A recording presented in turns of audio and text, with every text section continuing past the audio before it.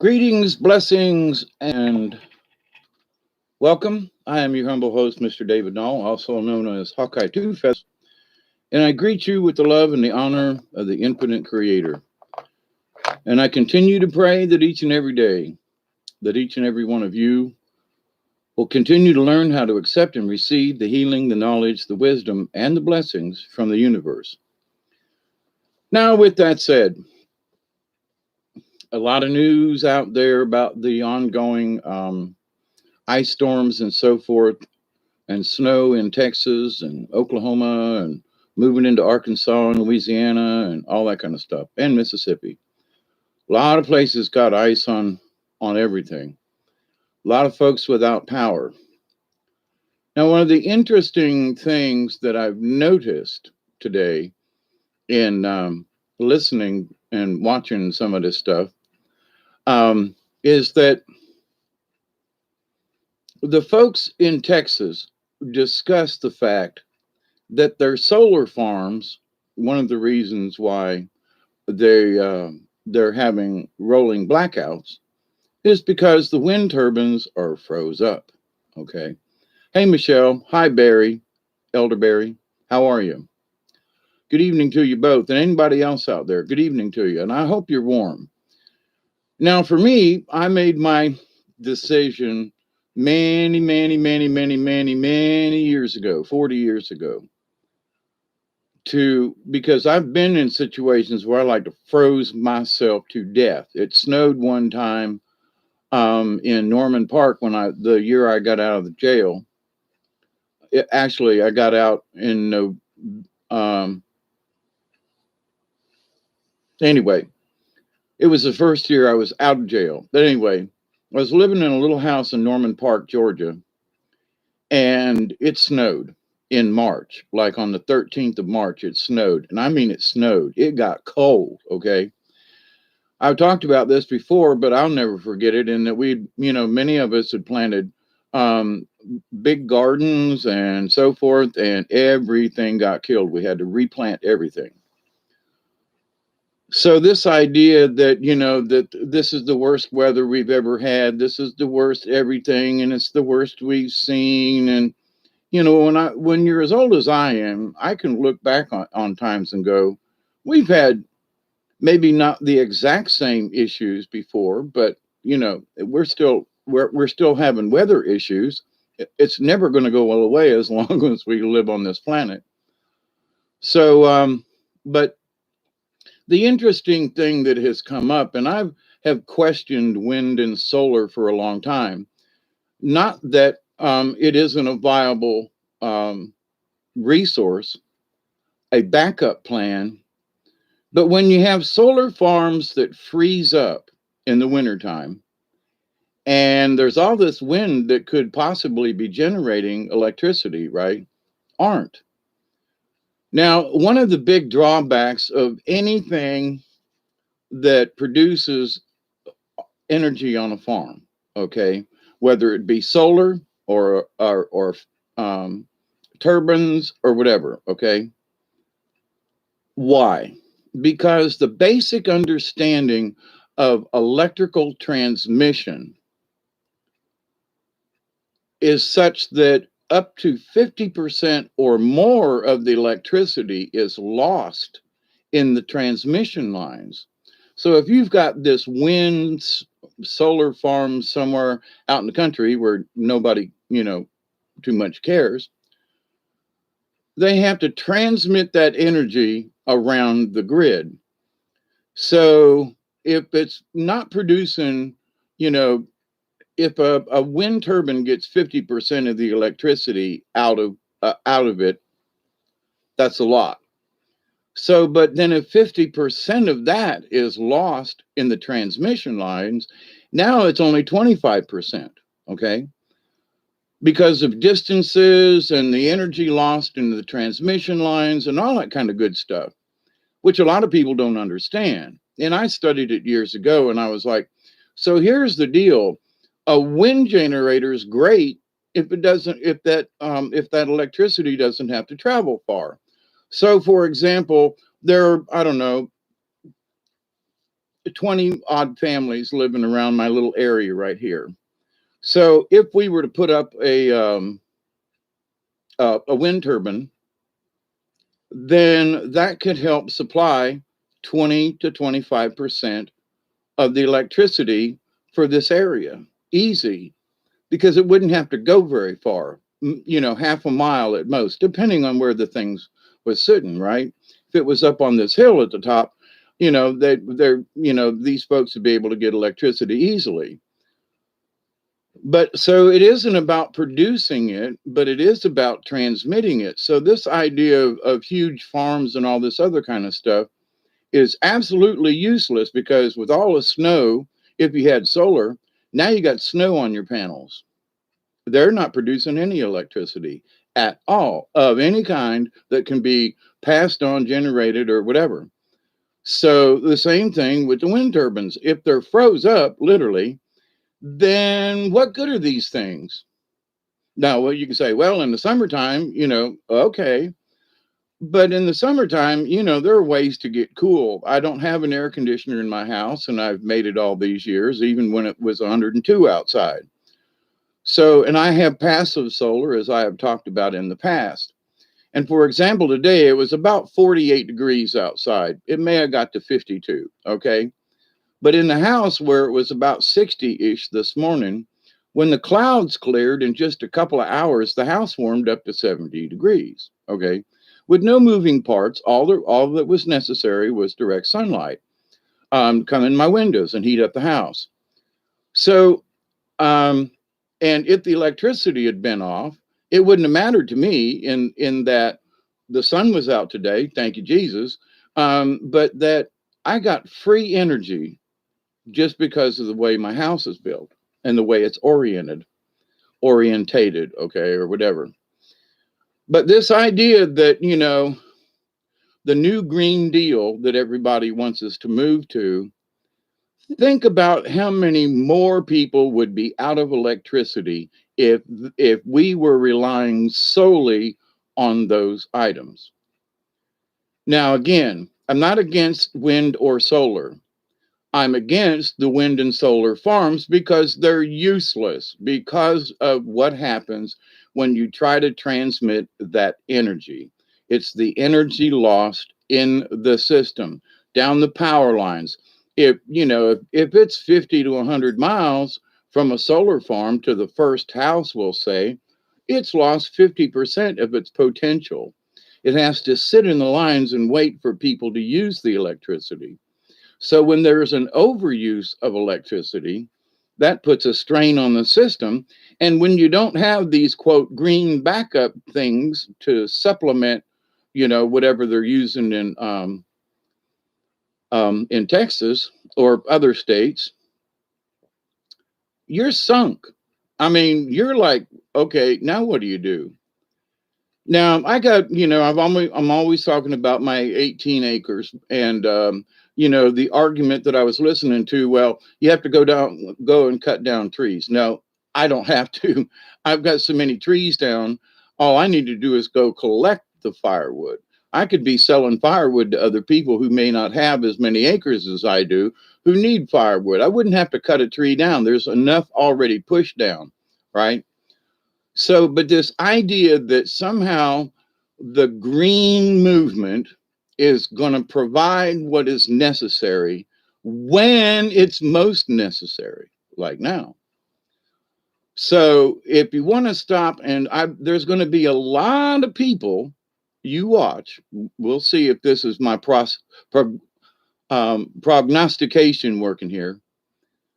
If you'll see in the next week or so, with all this ice and snow and everything, people are going to be scratching their heads going, then what the hell are we spending all this money for solar and or wind power, or both, right? Because if we can't use it when we need it the most, then what's the purpose, right? Well, what about hydroelectric? Well, a lot of dams are being tore down. A lot of dams aren't really, but that we also have to understand the icing of things and cold water and things. So, I guess I'm lucky in that up in Albany, there's still a fired plant up there, at least as far as I'm aware of. And people go, oh, it's coal fired, blah, blah, blah, blah. Listen, I would much rather have the coal and have electricity, okay, for the city of Albany and surrounding areas than them having put in another nuclear plant, which there's already two of them on the Alabama Georgia border, almost due west of me, damn it. Um, or some kind of solar farm or wind farm or something like that. But there is a large consortium of people who like, let's put solar on your house. Well, I've got solar, but here's the thing. I refuse, and here's the reason. I refuse to use solar energy to convert it to an AC. Solar energy is DC power, which is direct current. Okay, that's a battery. Any battery that you put in is a DC, direct current. But the amount of energy and heat loss to convert it from solar, from a lot of the solar collectors are 24 volt. So if you have a 12-volt system, then you got to break that 24 volts down to 12 volts. And then you got to step that 12 volts back up so that you can use your refrigerator. Okay. Now, there's a lot of technology out there that we could, especially if it was made a little bit more readily available, that, RVs have refrigerators that can run off of propane. It's just a little pilot light. The technology is 150 to 200 years old, and it uses ammonia. Okay, it's a closed system. So, but this idea though that there are ways that we can use appliances, there are ways that we can use fans. There are ways now. For me, I got my heater. I spent $400 on a heater, but that $400 has paid for itself last year and this year from the heat that it's provided me. And as long as it doesn't rust up or whatever, this heater is going to last me for years. So I bought a new chainsaw. Okay, that was $129, but I used it for all kinds of stuff. It ain't just firewood. But the woods and things that I cut down usually end up being, for the fireplace. So what we need to do is reconsider, especially folks who are in that zone, to where you should reconsider what you're using and how you're using it. Um, Especially these big grid people, well, we got all this solar and we've got all these wind farms, and they're not doing anybody a lick of good at the moment. It's a shame. It's a catastrophe. It's, go ahead and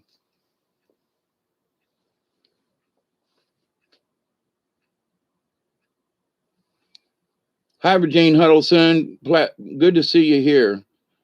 Hey, Chloe, how are you? I lived in this yearly when I was a kid. I understand.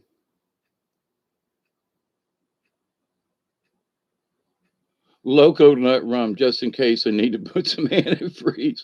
I love it here. Wait, the temp here is minus 25. Yeah, that's sort of my position in it. Hi, Alex. How are you doing? And Michelle, of course. Um, our weather's not even going to get quite to freezing, which is okay. Oh, the live stream's freezing up? Sorry about that.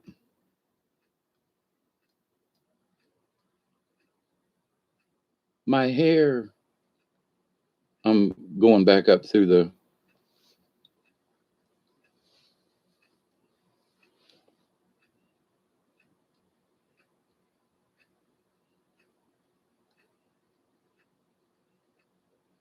Chloe, you're in Texas? Wow, that's interesting. That is a bummer. Hey, Pearlie Jackson. Thank you, girl. Uncle Hawkeye. I love it. But anyway, so one of the things that when, hey, Judy, how are you? Hope you're warm. But one of the things going forward, when people, you know, and politicians want to talk this stuff about how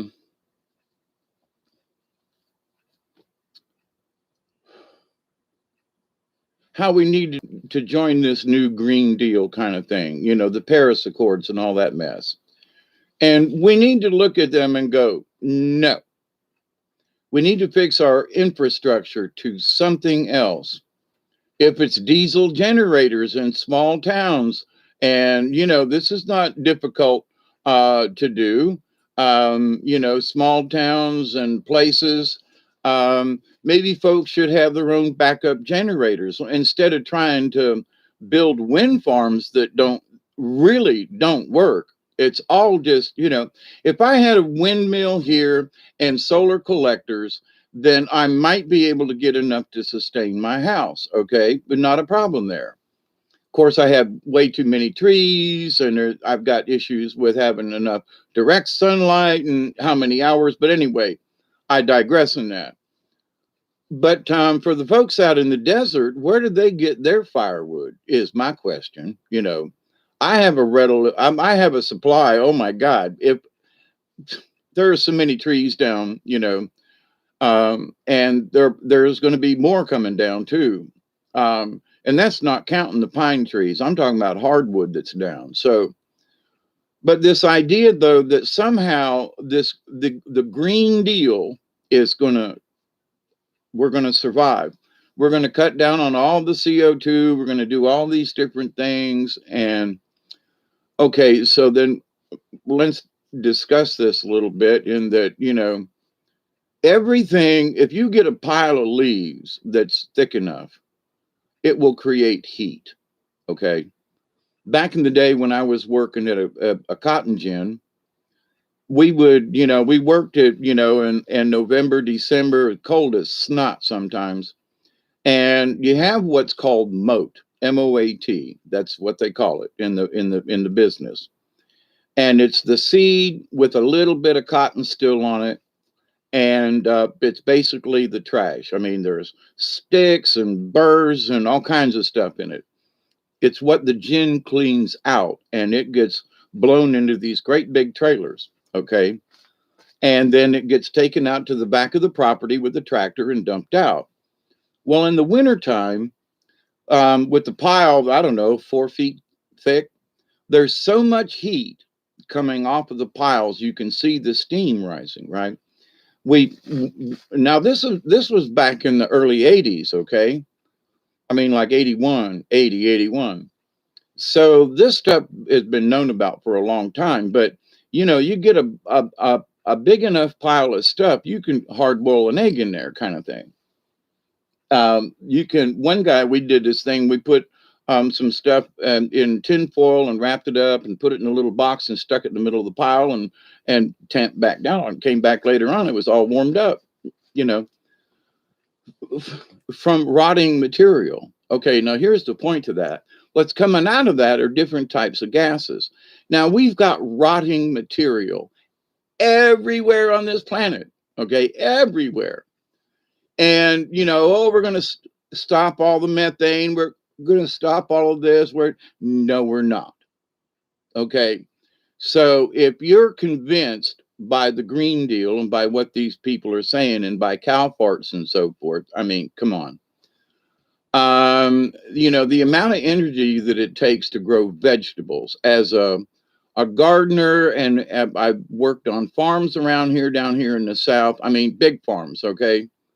You know, 20 acres of collard greens kind of thing. That's a bunch of collard greens.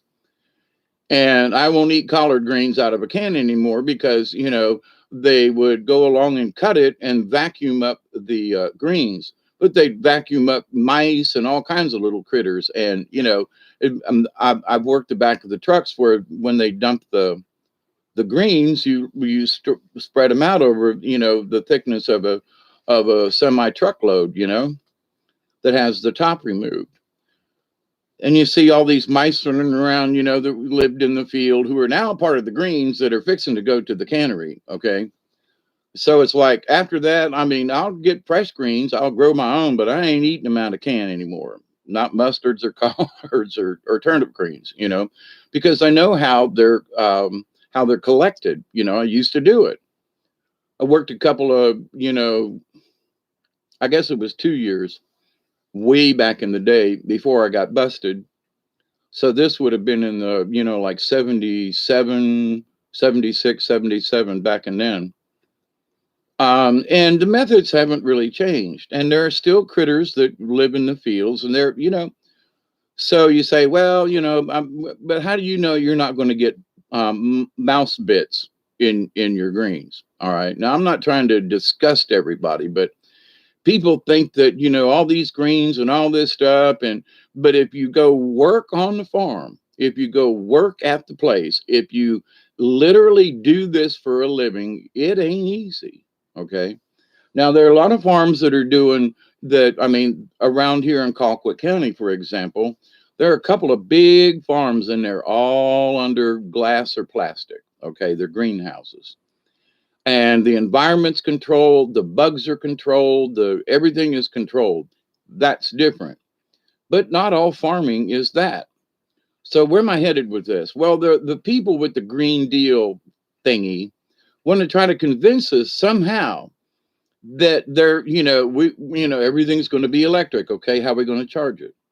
When a solar collector at its peak is only maybe 25% efficient for what the area of the collector is.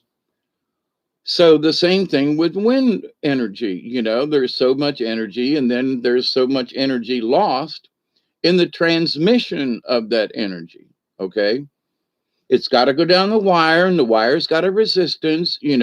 I mean, think of it as a water hose. Okay.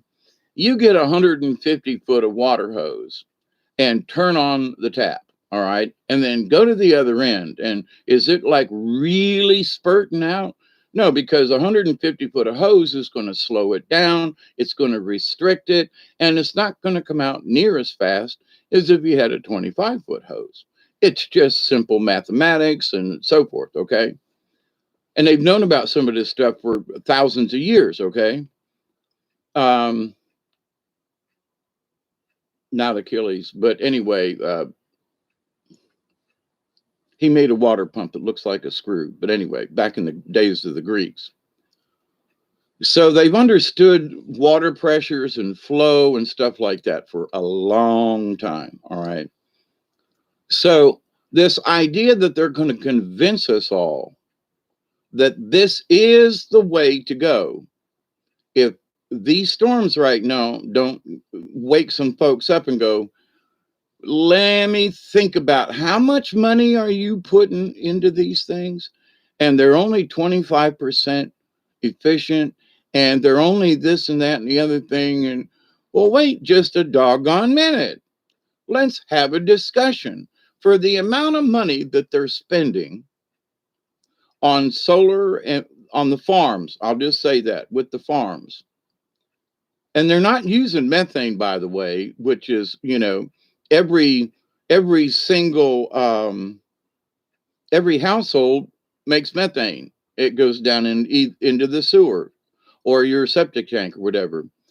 So every municipal wastewater treatment area has the capability, if they were designed correctly, to be able to create natural gas instead of it aerating into the air. Whoops.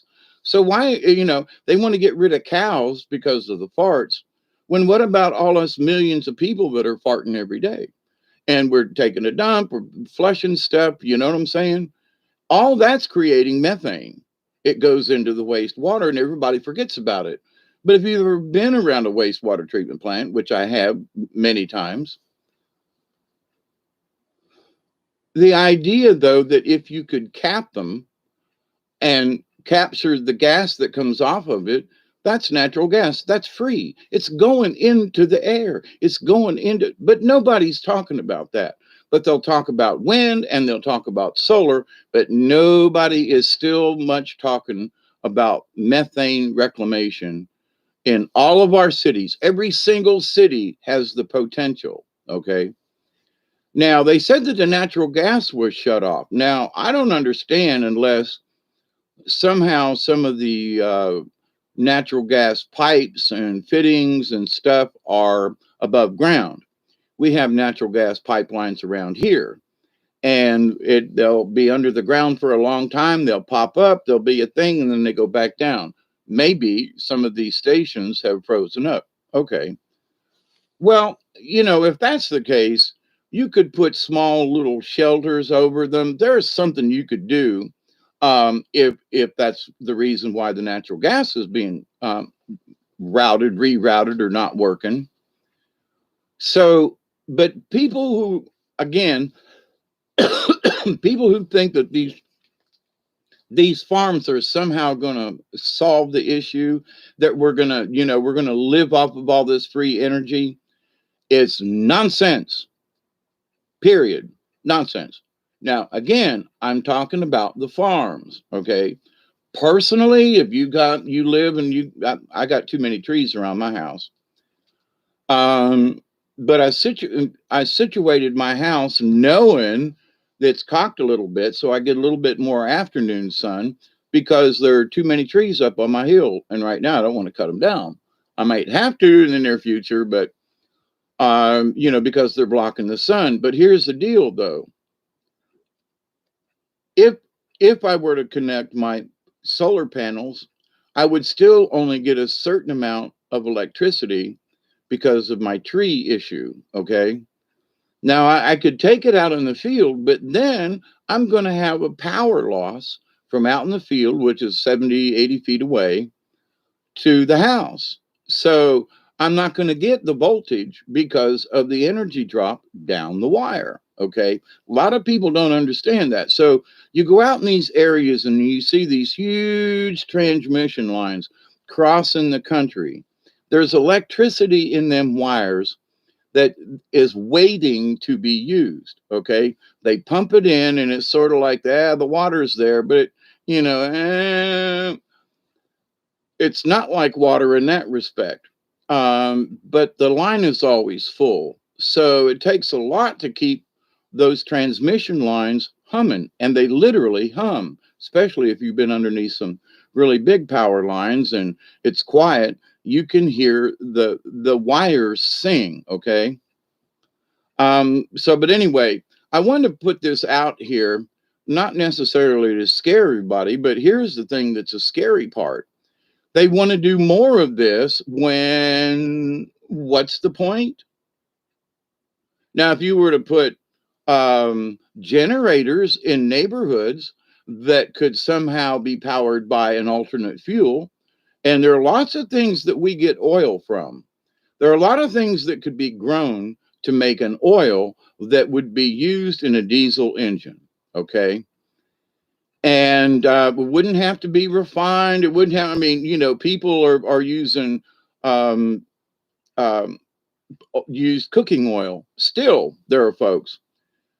If we were to utilize that and people to really get on board with that kind of thing, and the amount of oils that are being produced from all kinds of stuff, peanuts, cottonseed, soybean oil. There are a lot of things that we can get oil out of without having to rape the planet. There's a rapeseed, for example, that gets tossed in with canola oils, for example, and it shouldn't be there. Cotton, if you read the label on a bottle of oil and it says cottonseed oil, don't use it. 20 years ago, they would not allow cottonseed oil to be consumed by human beings. And then all of a sudden they were like, well, and now they put it in other oils. No, sorry. It used to be against the law. And now all of a sudden they go, well, we can use it. So you have to pay attention to what's going on. But the bottom line is that we have a lot of a bunch of natural gas from municipal sewer, wastewater, sewage treatment plants that could produce um, gas. They do produce, but I mean they could produce energy as well, not just the gas. So, and that we're still going to poo, and we're going to poo even in the snow. Now, methane production depends on heat. So if you had a methane production that was off the ground and you had freezing temperatures, it would slow the process down, but it wouldn't stop it. Okay. But hopefully you would have enough gas stored from producing it during warmer temperatures to where you could be able to shuffle it to different places, okay, and use it. So my thought on this, and I've been thinking on this for 30 years, okay, when I started building my, actually longer than that, but when I started building my solar house, passive solar, it's like it didn't cost me anything to get all these windows and everything in here. Most of the windows are used. Some of them are shower doors that were thrown away. I mean, just so I had windows given to me. Some of them I bought for like $5 a piece. Because they were old and out of style or whatever, or an odd size. I didn't care because I was, you know, putting the windows in as they fit. But here's the thing: we all need to tell our congressmen that if that now they not so much of this in the state of Georgia, we got a lot of trees, right? But out west, where it's open and so forth, they're going to do their best to try to continue to convince people that this is the way to go. California never has enough energy. And, these Germany moved to solar and wind many years ago because they wanted a third of their production of electricity to be, non-renewable or, renewable energy, right? But there's even, information out there that some of their stuff ain't working either, but they're used to having snow. So they've made accommodations, understanding that their stuff might not work in the winter. Where folks out in Texas and other places out there, they had not considered that. Well, now, is this one of those times where it's like, well, we just got hit by a lucky streak, and this is one of them things. Listen, in my 68 years, in my lifetime of watching the Weather Channel and watching weather, the snow and stuff that used to fall in Texas and things, back in the day, it has snowed in March here, like March the 13th one year, 2 days before. March 15th down here is the cutoff line, supposedly for any freezing weather. It snowed, and I mean a blizzard, and left snow on the ground in places for 2 or 3 days. It did not warm up. Does that happen all the time? No. But here's the deal: if I'd have had a wood heater like I got in my house now, I would not have damn near froze to death. Okay.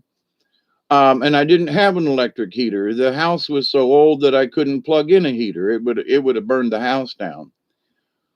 Plus, I didn't have any money. I was very poor at the time, having just gotten out of jail and so forth. So, the idea, though, that this is the way we should go, we should tell our representatives and people where they should go with this idea.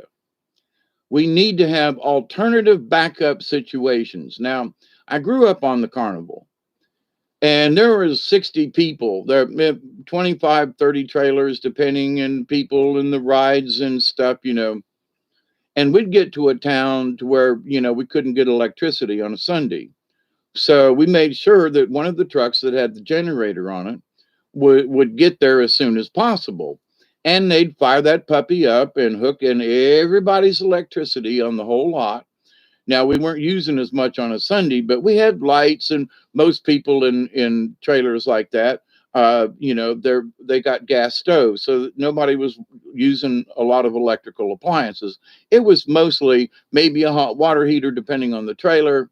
Um, but to the point, though, this one generator took care of 60, 70 people easy. And it wasn't overtaxed in any way, all right? And it wasn't it was a big generator, but nothing that couldn't be produced.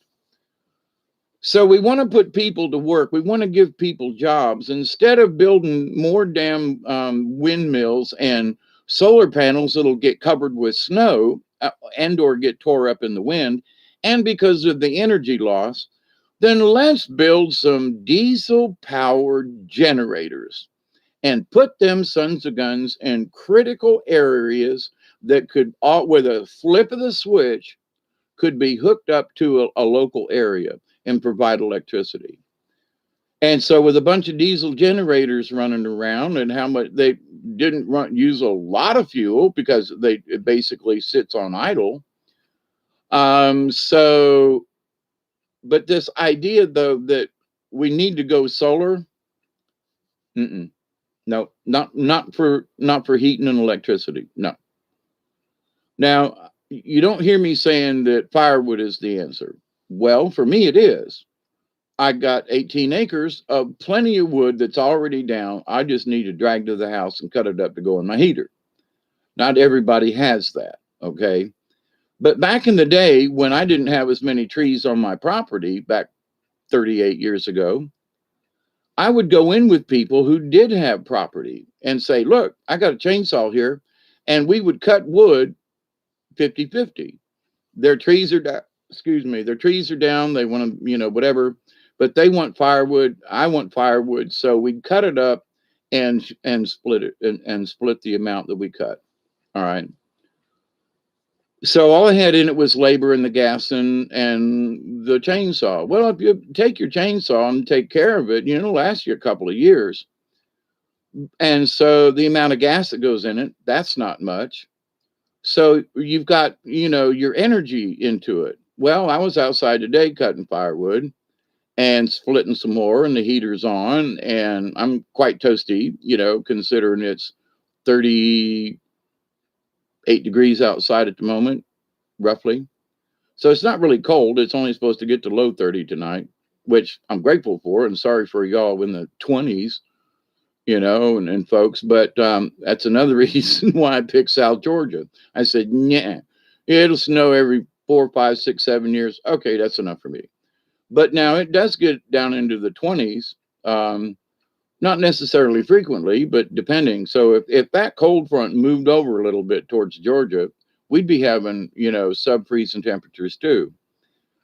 But we don't have rolling blackouts like that because of whatever Georgia Power has set up, and we don't have the snowstorms and that kind of thing. So Georgia's different. Now, North Georgia gets pounded with snow. We down here in the South, we don't. My point to all of this, though, is that if the wind turbines freeze up, then why are you putting them in?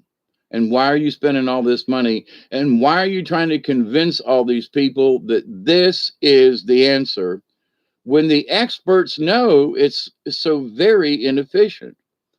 So we could be growing crops, I say, that produce only oil. They might not be edible, they might not, but they will produce oil. There's a lot of stuff that, there are certain trees, castor oil, for example, back in the early days, a lot of castor trees, okay, which they've mostly wiped out down here, but they used to make castor oil, guess what, for engines during World War II in motors for the aircraft and stuff.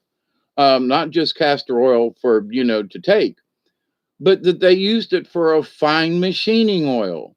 Right. So all these castor trees, they collected them, put them together, ground them up, smushed them, got the oil out, and used it.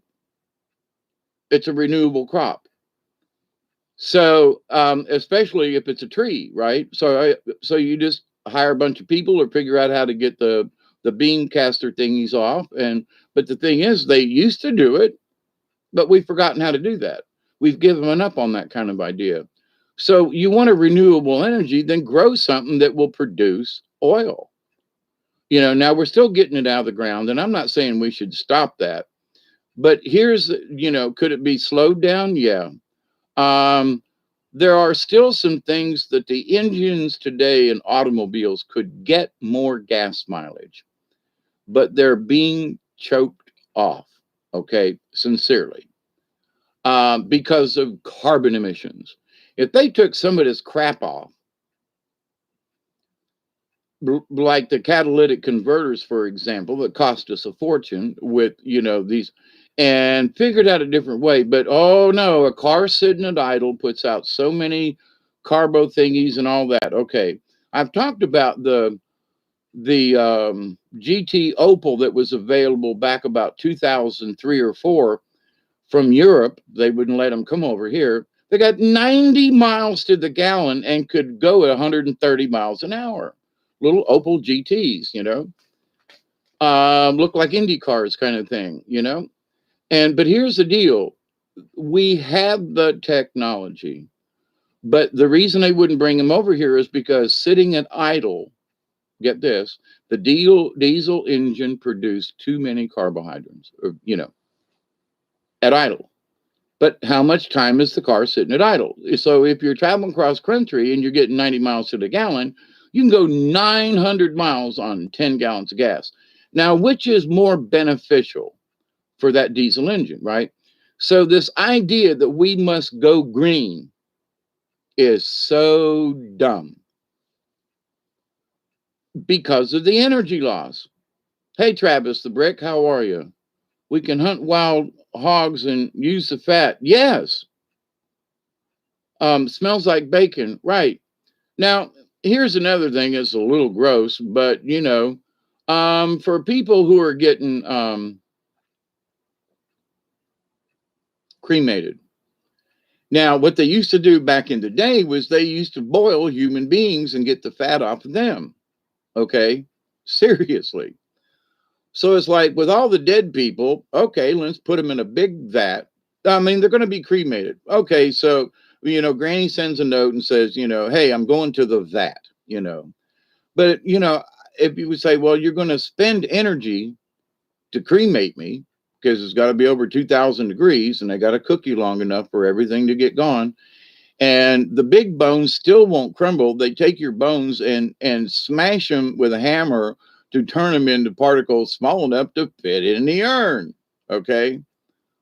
Throw a chicken leg in a fire and see if it really goes away. I had a dead cat. I don't know how she died. Found her and burned her out on the fire over there. And I was going through the ashes, and there's still bones in there. Okay. And the fire burned for hours and hours and hours and smoldered all night through the next day. And there's still bones of that cat in that fire. So, but my point to that is, people say, well, what are you talking about, boiling down humans? Well, if you're going to get cremated, then you could say, well, look, I'm no good. My body's gone. You're going to burn me anyway. So why not boil me instead? And I'm just saying, now that's going a little bit overboard. But there are different things that we can do. We just, they're either too gross or we don't want to look at it. But if they'll allow, newborn babies to be murdered, in the sake of, abortion, well, then, you was just talking about Indy cars. Yeah. Boy, did you happen to see Daytona? Oh my God. The last lap, did you see that shit? Oh my God. The fact that any of them walked out of there alive is just amazing. If you haven't seen it, go back and just watch the last 20 seconds of Daytona 500 where they had that mess up. And they had one at lap 16 too, that like 13 cars were out of the race at lap 16. And then the rains came. But the ending, holy crap, But anyway, yeah, in a way, I am glad that, NASCAR is back. And not because I'm a NASCAR fan, I'm a racing fan. That's all. I'm just, I remember going to Daytona and watching the races. I figured it out. It must have been in 67 or 68. I'm not quite sure. But I had my learner's permit and was allowed to drive back from Daytona on I-4. So I remember that, plus the races. But anyway, so in 1967, 68, you know, um, NASCAR wasn't, I don't even think existed. And Daytona, as the speedway itself, wasn't even 10 years old yet. So it's still pretty new. And it was a big deal. But anyway, I am glad that racing's back. I think it's stupid that everybody out in the open's got to wear masks, but all right, that it is what it is. But to the energy thing, for you and me and the next guy, we need to be able to tell these people, listen, if you just, I was researching here just a week ago about how inefficient solar panels are and how they're trying to make this 25%, and that's on a good day, efficiency rating with the silicone and the thingy. They've got some ideas on how they build them that will actually increase this by 10 to 15%. If you're only getting 20, 25%, 15 more percent is a crap load. But see, but that technology, they're still working on it. After all these years with solar panels, we got solar panels on everything anymore, right? Rechargeable, this and that. And I'm not against it, don't get me wrong. But if you understood how inefficient those things are, not, they're not made inefficient, it's the inefficiency of how they're made. And they can't help it, right? They're working on it, have been. So until they get a solar panel up to 50%, again, that's on a good, sunny day, then why should we be turning all of these things over? We're going to put, solar panels here or there. We're going to convert all this stuff. And yeah, okay. I'm personally, if I was going to convert my house over, I'd wait a little while until they got the efficiency rating up a little bit. Now, the other side of this, and you've heard me talk about this, I think we as human beings need to rethink our lighting. Since LEDs and other different kinds of lights have come out that are low voltage, okay? I mean, I got a 6-volt lantern over there, takes one of them square batteries that, will go 150 feet, a good beam, right? And it'll last for hours. I got one that's, I probably should change the battery out. It's been in my flashlight forever, but I don't use it like I used to. I was all the time, in the dark down on the river. But oh, and speaking of the river, I'll get to that in a minute. But there's an update about my backyard. So yes, cosmic hugs to everybody. Hi, Jody. How are you? Number 24. That's a good number, right?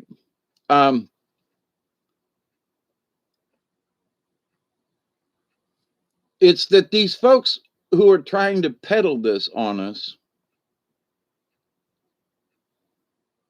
I think that they have been lied to.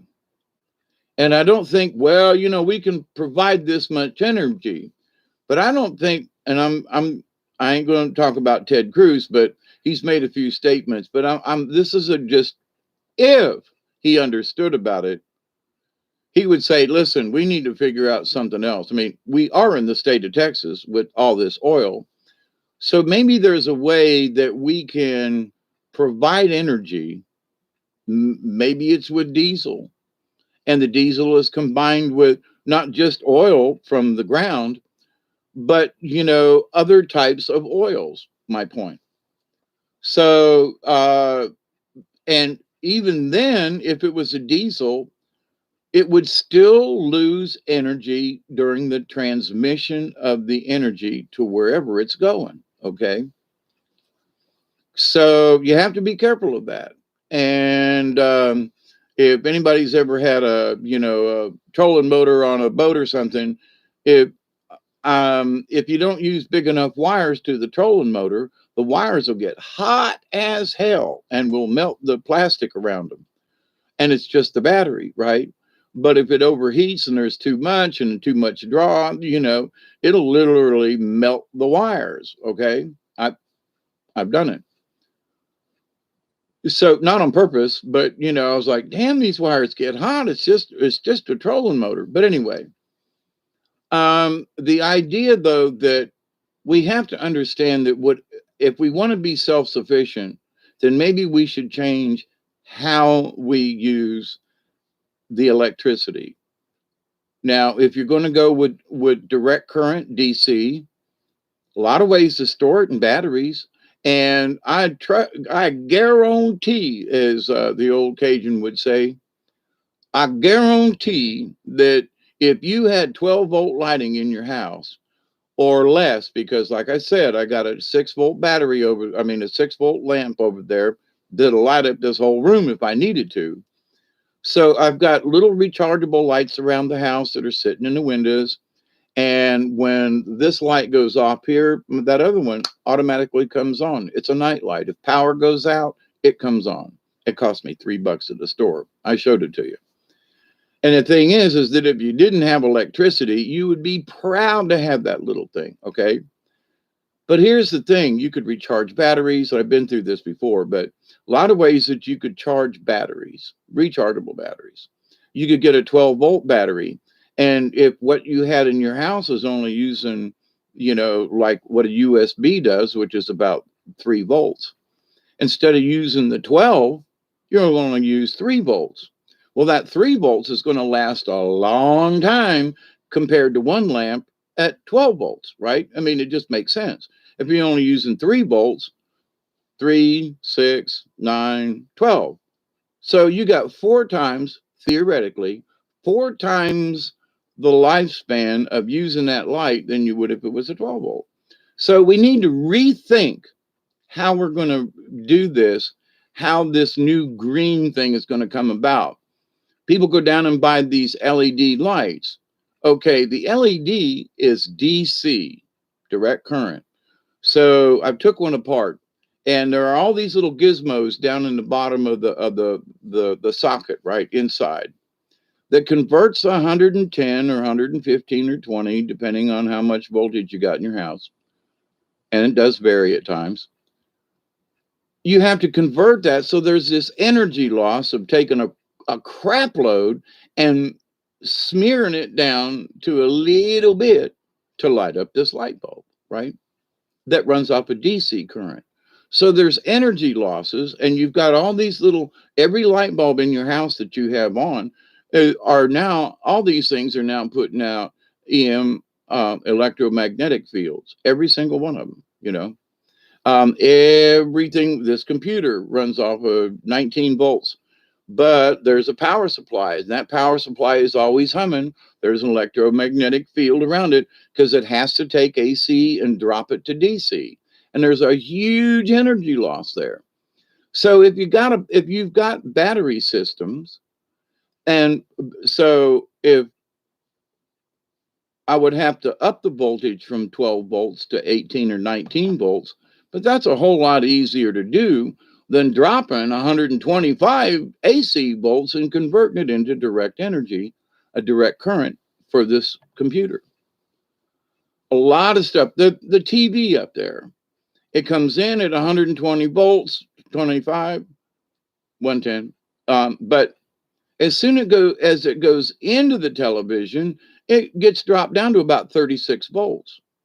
So why do we need, the old TVs used AC all the way, well, not all the way through it, but, in my study of working on televisions, radios, and that as a hobby, I've learned, oh my God, there's all this energy that's wasted once it gets to the appliance. It has to be converted down.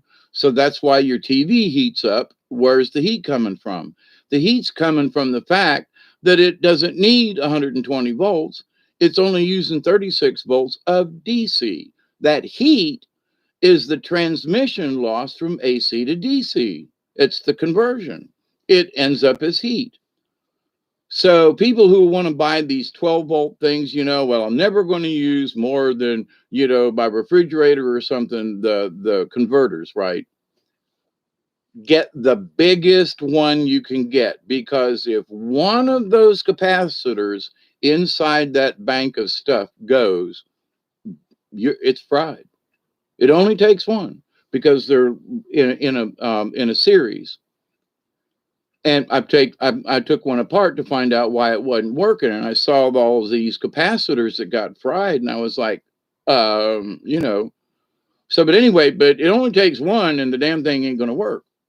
So people are putting all their efforts into these things that if they needed to put a load on the converter, it's going to heat up more. And if the more it heats up, the more it has the potential to fail.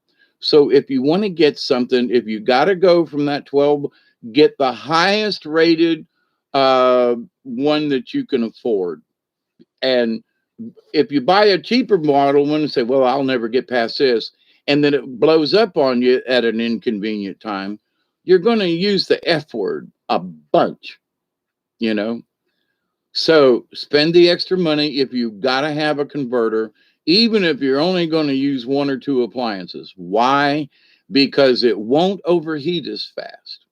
They're more robust on the inside, and you have the capacity, if you need more power, AC power through a DC source, it'll handle it. All right. So that's my stand on a soapbox thing. But vegetable oils, yeah, elderberry. And it's not just vegetable, but there are a lot of plants that we used to use in the old days, because folks needed oil for lamps and stuff, but not everybody could get kerosene. So they were very inventive back in the day. And like um, Delaney says, all the pork fat, folks who, they made soap with that fat, and they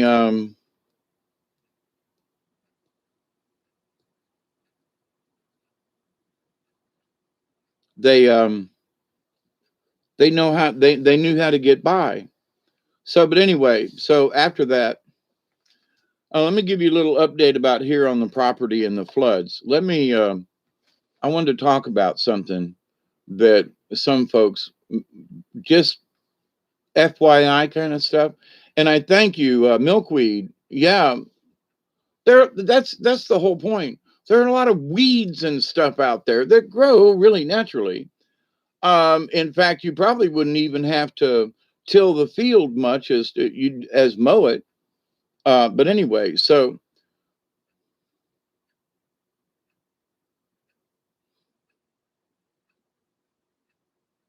yeah, Regine, is that right? Regina.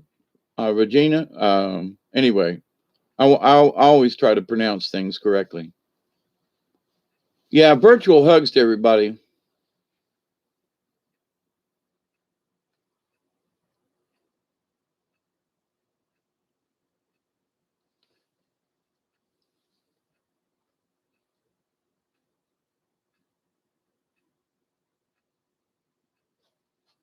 Jeff Gordon, yeah.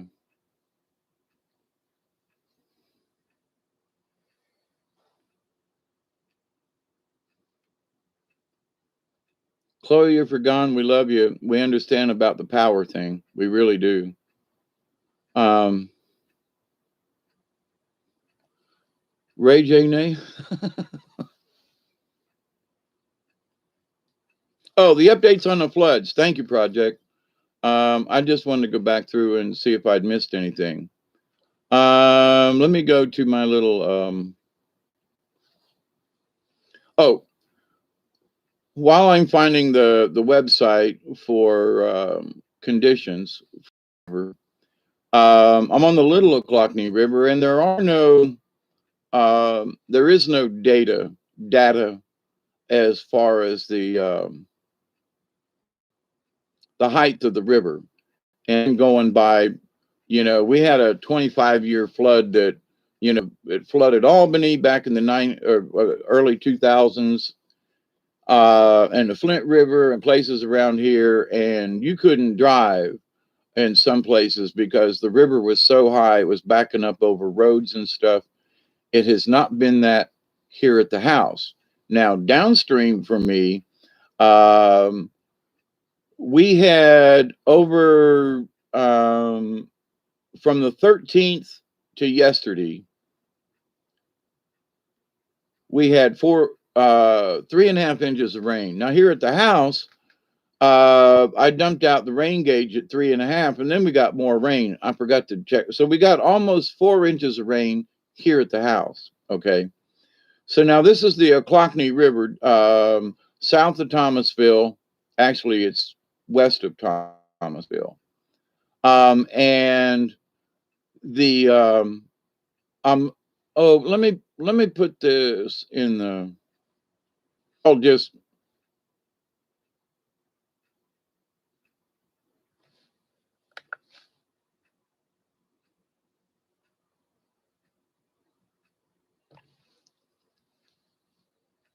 hang on a second.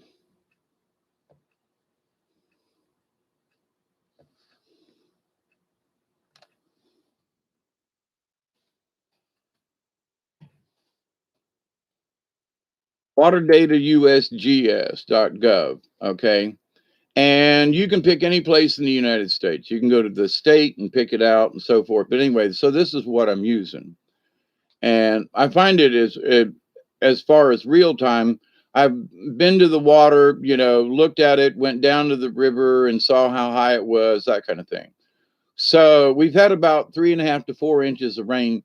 Now they had 3.5 inches of rain at that bridge where this gauge is.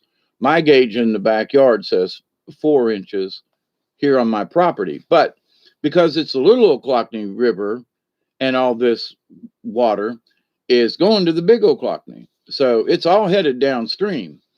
Now, it shows a chart of discharge cubic feet per second. Now, I looked at this and I was like, cubic feet per second, CF, CFS, cubic feet per second.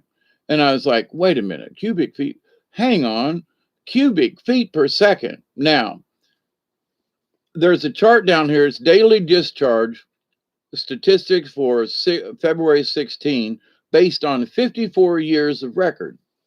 Now, it says that in 1965, the max amount of water that went through there was 7,140 cubic feet of water per second. Today, the instantaneous value at the moment is 7,230 cubic feet per second. So it has passed the maximum of a 54-year record today, right this minute. Okay. Now, let's think about this. So I did this before, but if you ask Google, in 1 cubic foot of area, how many gallons is that?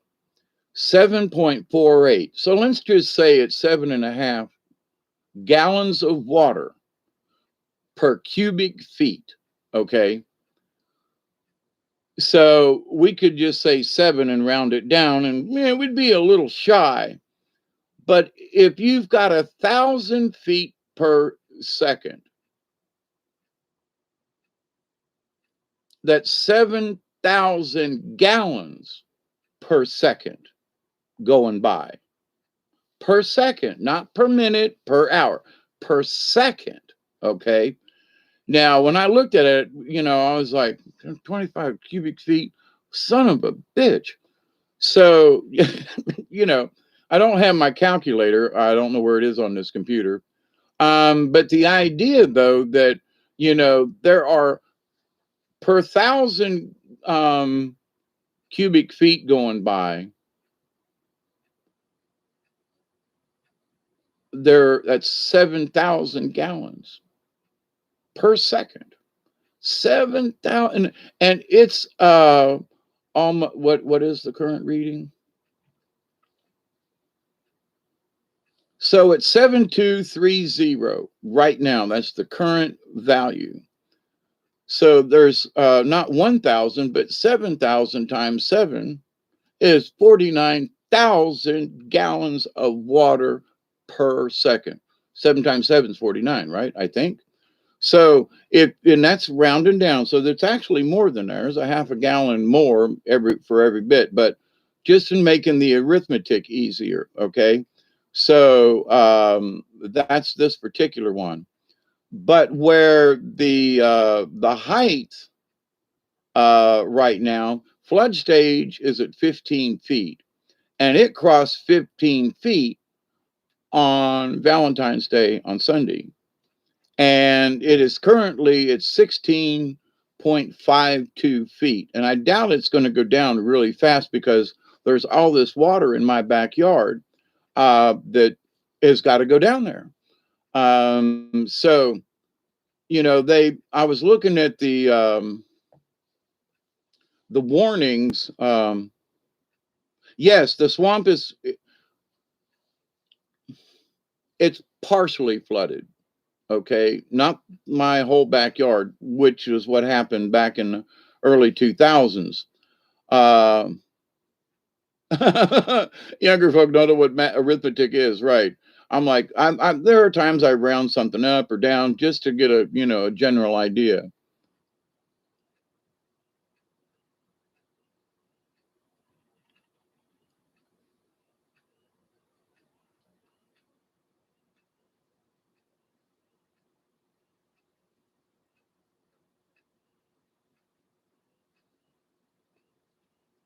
What do you do if a new friend of yours gets kicked out from where he lives? He tried to take it out on you. Should I distance myself from him? Um, I guess it depends, Project Skyfalls, on whether or not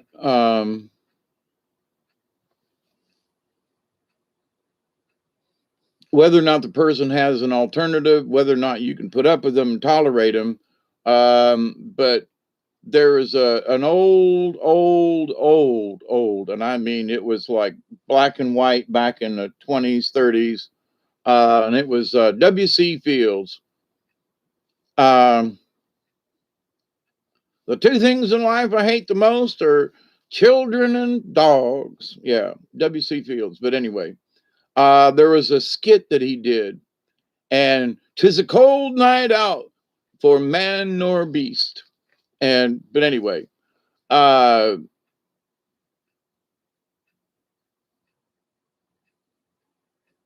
thank you, Regine.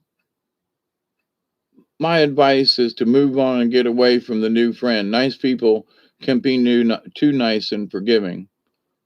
It's there's been times when there's somebody I just hated, but there was snowing outside or cold or rainy, and I was like, okay, you got 2 days.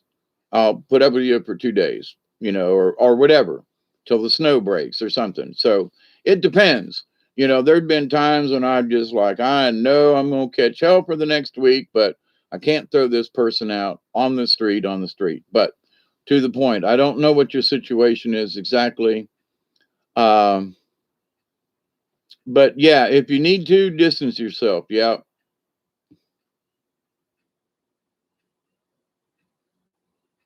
Oh no, I'm a long way from being on the roof. I mean, right behind the house, it drops down. I mean, it drops down like 2 or 3 feet in right away. There's I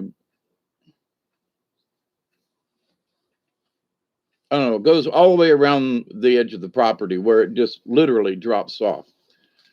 Only a couple of feet, and then it gets boggy and gushy. And I mean, the water is literally coming out of the ground and running downhill to where the water is standing. But I dragged the kayak down there today with a paddle. I should have took two, and floated a pretty good ways around on my property, and actually all the way down and entered my neighbor's property, and found out that there's so much water on my property, it's flowing, which it normally does, mind you, onto my neighbor's property, and then it goes on down to the river from there. But anyway, in places, the water looked still, but where it was lower and the water was flowing, I was like, man, it was really cutting through there.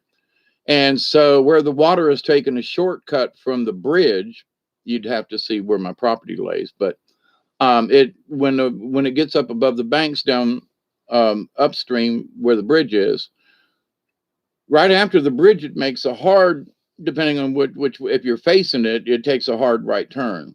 Well, water don't take a hard right turn easy. And so it gets up to the edge of the bank and it cuts straight across, which means it comes across my neighbor to the north of me and right straight across mine. And I mean, it's hauling butt, let me tell you. So I was out there in my little kayak going, I should have. Here's the thing. If you're in a kayak, canoe, or whatever, never only go with one paddle. And I just went down there with one paddle. Well, here's the deal. In a swamp, sometimes you have to use two. And so I always take my walking stick with me in case I need to get out and a paddle. So in my backyard, I was like, no big deal. I get out and walk, blah, blah, blah.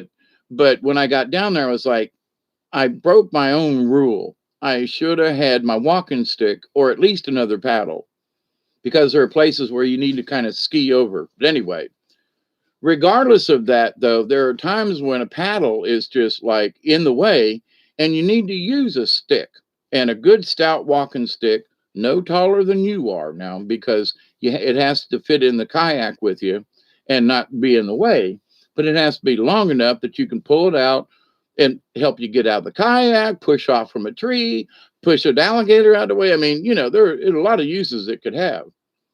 But I did get a chance to float around in the backyard today. Cold, yes. I was wearing this jacket. I had to come back to the house and put on this jacket. But, I had to get in the water and right away you got to pee kind of thing. It's really chilly. But and to top it off, Duggar, I left him on this side of the water and paddling around. He was looking at me like, where the hell's he going? Right. He didn't ask me to go because I didn't want to fight with him to get in the kayak. Right. So I floated around long enough and he found a spot where he waded across to one of the islands that are now formed because of all this water, and met me on the other side, like, let me in, wag his tail. And I was like, okay, wet dog, get in. So he actually voluntarily got in the kayak with me and we floated around. But the trouble is he likes to stand, and I can't paddle with him with his butt right in my face, because the particular kayak I took down is got, me and Sasha used to have trouble. She was a poodle dog, so I got this great big, it's like another human being sitting there with Duggar, right? So, but he sat with me and we paddled around a little bit, and finally he was like, okay, I've had enough, let me out. So I let him out on the island. So it's like, okay, you don't want to ride with me. All right. But he found his way across. Now the water's several places that wouldn't even come up halfway to my calf. But there are other places, and if you don't know where you're going, it'll be up to your knees. So you think, ooh, look, it's not very deep. Plunk, you're in up to your knees. Now, at the moment, that's about the worst it is in a lot of places. Now, there's some other where the water's coming in from the bridge. It's really swift. I mean, it was hauling ass. I mean, things going by, cans going by, trash going by, tree limbs going by, and you got to paddle. You can't just sit there and go, well, I'll get, no, you got to paddle. You got to be, proactive.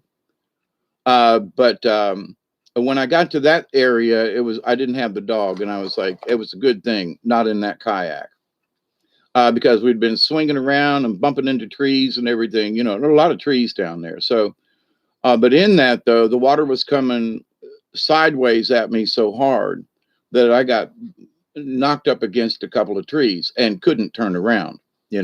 Now, to my point though, had I had my walking stick or another paddle, that wouldn't have been an issue. But it was strong enough to where it took me 5 minutes to get the damn kayak turned around. It ain't but a 10-footer.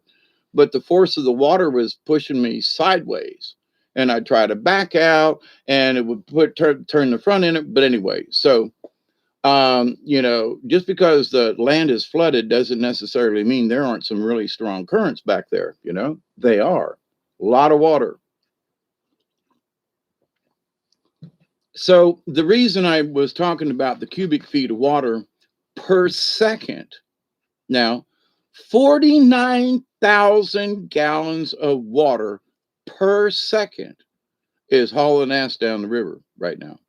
Not in my backyard, but down at the bridge where I normally go. 49,000 gallons per second. I mean, what? That's a crap load of water. Now it's all going to Panacea. It's all going through Tallahassee and south. But many bridges south of here, Havana, I can't remember there. There's another little town between here and there. But low-lying areas, you can't get to the river because the river is up to the road in places because it almost hit 17 foot. And we're supposed to get rain in a couple of days, and depending on how much rain comes, this water is not going to go down that fast. And what I've noticed as far as inches, 1 inch of rain roughly will sometimes net over a foot of water when it gets to the river.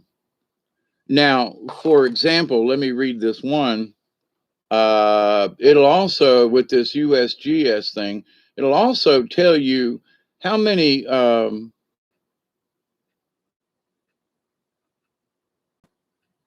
maybe not.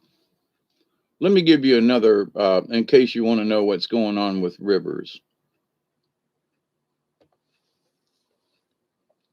Now, if you click on that USGS, you can look at it. But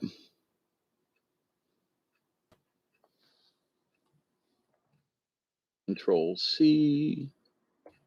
Now, this is the one I'm using for Georgia. Control. Oops.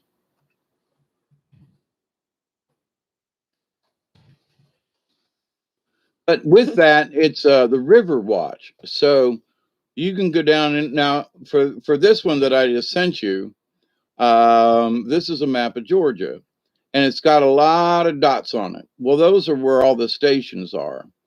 So, for example, right now, the same one that I was reading to you before is gives all the stats in a small little area, and all I have to do is put my mouse over it. And right now, it's over flood at the same 16.52 feet above, and flood stage is 15 feet. Now, the square mile drainage above that thing is 550 square miles. So you go 550 square miles. That's a big watershed. That includes here where I live and, these areas. Now, there's a bridge 188 near Coolidge where I do a lot of shopping and stuff. Its flood stage was 16.6. Now, it made it over 14 feet, or just to it, but the water's starting to go down there. But see, from one bridge, like 20 miles north, the Coolidge area has 260 square miles of watershed. And the bridge at 188 does not include my house because where the rain actually ends up is further downstream. It's between these two markers.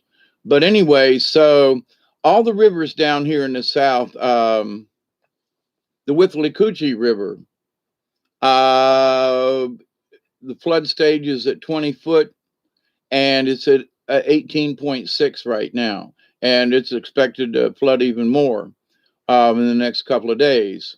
That's near Valdosta. There's another one further south. It's expected to flood.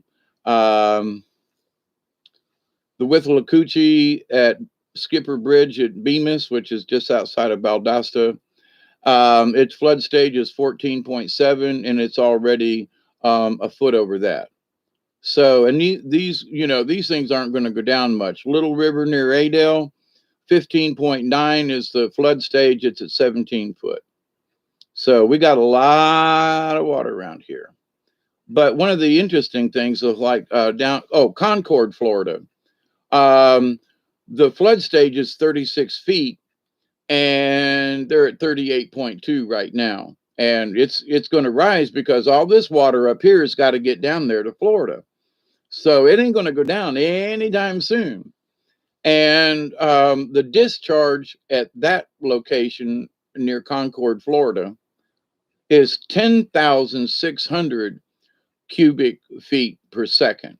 Okay. So 10,000, if it's seven, that's 70,000 gallons every second or more. Just thought I would throw that in there to you. If people say flooded water, this, that, and the other thing, listen, when you start talking about how much water pressure is behind that water,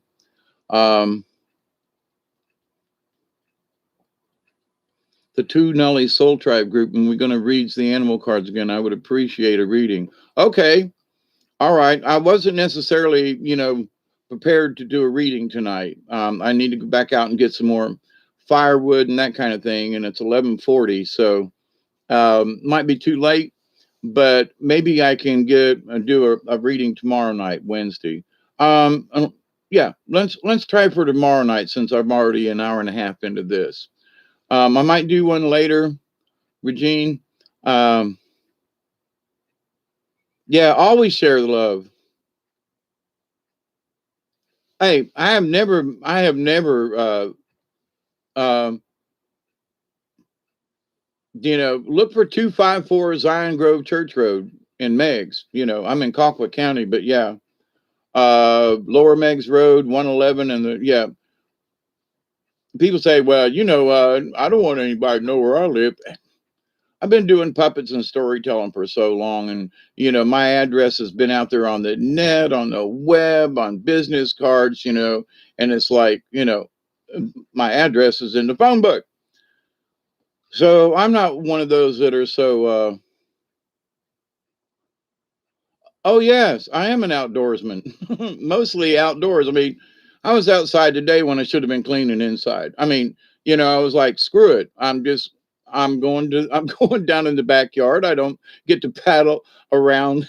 I don't get to paddle around much in my own backyard, and I was like, I don't care. So me and the dog went down, after checking the mail, and I went paddling for I don't know, under an hour, but the biggest thing was I didn't have an extra paddle. So, and the dog was trying to follow me into areas that would have been too deep for him and could have caused him injury. So, yeah, I fish. Yep.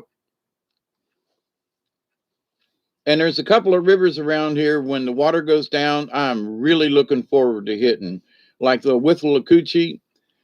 It's about an hour's drive from here. Y'all hold that thought.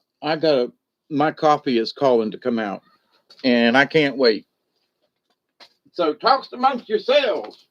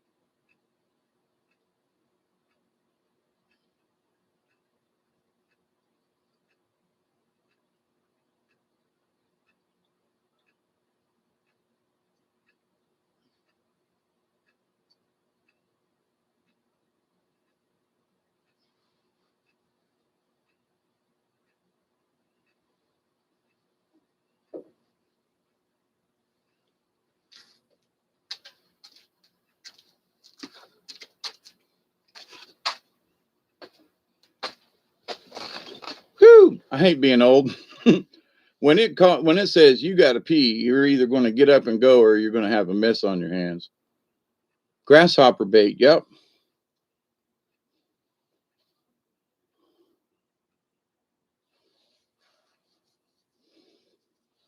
Yeah, I'm ready for it. I'm not ready for summer, but I am ready for the spring. And there's a lot of trees that are start wanting to bloom out about right about now. And I remember in 2013 when the rivers were up this high and so forth. And a lot of people go, "Well, I've never seen it rain this much." Well, how old are you? Well, I'm 32 years old. Hey, because you don't remember. Well, what do you mean? Well, because it was 15 years ago, and you were only 15 years old, and you weren't paying attention to this kind of stuff. And I don't mean to be rude or rowdy, but hey, you know, that's the way it goes. But anyway, so those folks of you who are out there that want to, if you have the opportunity to be able to travel, and Barry, you said you was in Missouri, right? I was looking at that. I really want to go back to the Buffalo River so bad, especially since I have my own kayaks and everything, and a trailer and so forth. And if I could get up money isn't necessarily it, but I damn sure need a vehicle. A vehicle? I need I need a miracle vehicle to be able to put my trailer behind so I could come out there. But man, after the chat the other night, I was like, man, Missouri, man, there's some good fishing out there, and north. Oh crap, boy! So I started looking. I was like, I know how to get there. I've been to Arkansas and out that way several times, so it's like I know how to get there, right? But I had to look on Google Earth and look about how I would get there again, just because, you know.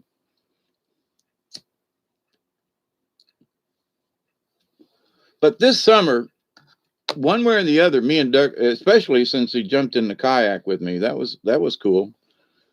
But the Withlacoochee River that runs between Quitman and Valdosta on a map of South Georgia goes all the way down to the Swanee River down in Florida, and it winds and curls and curls and winds. And I was looking at it and doing some study.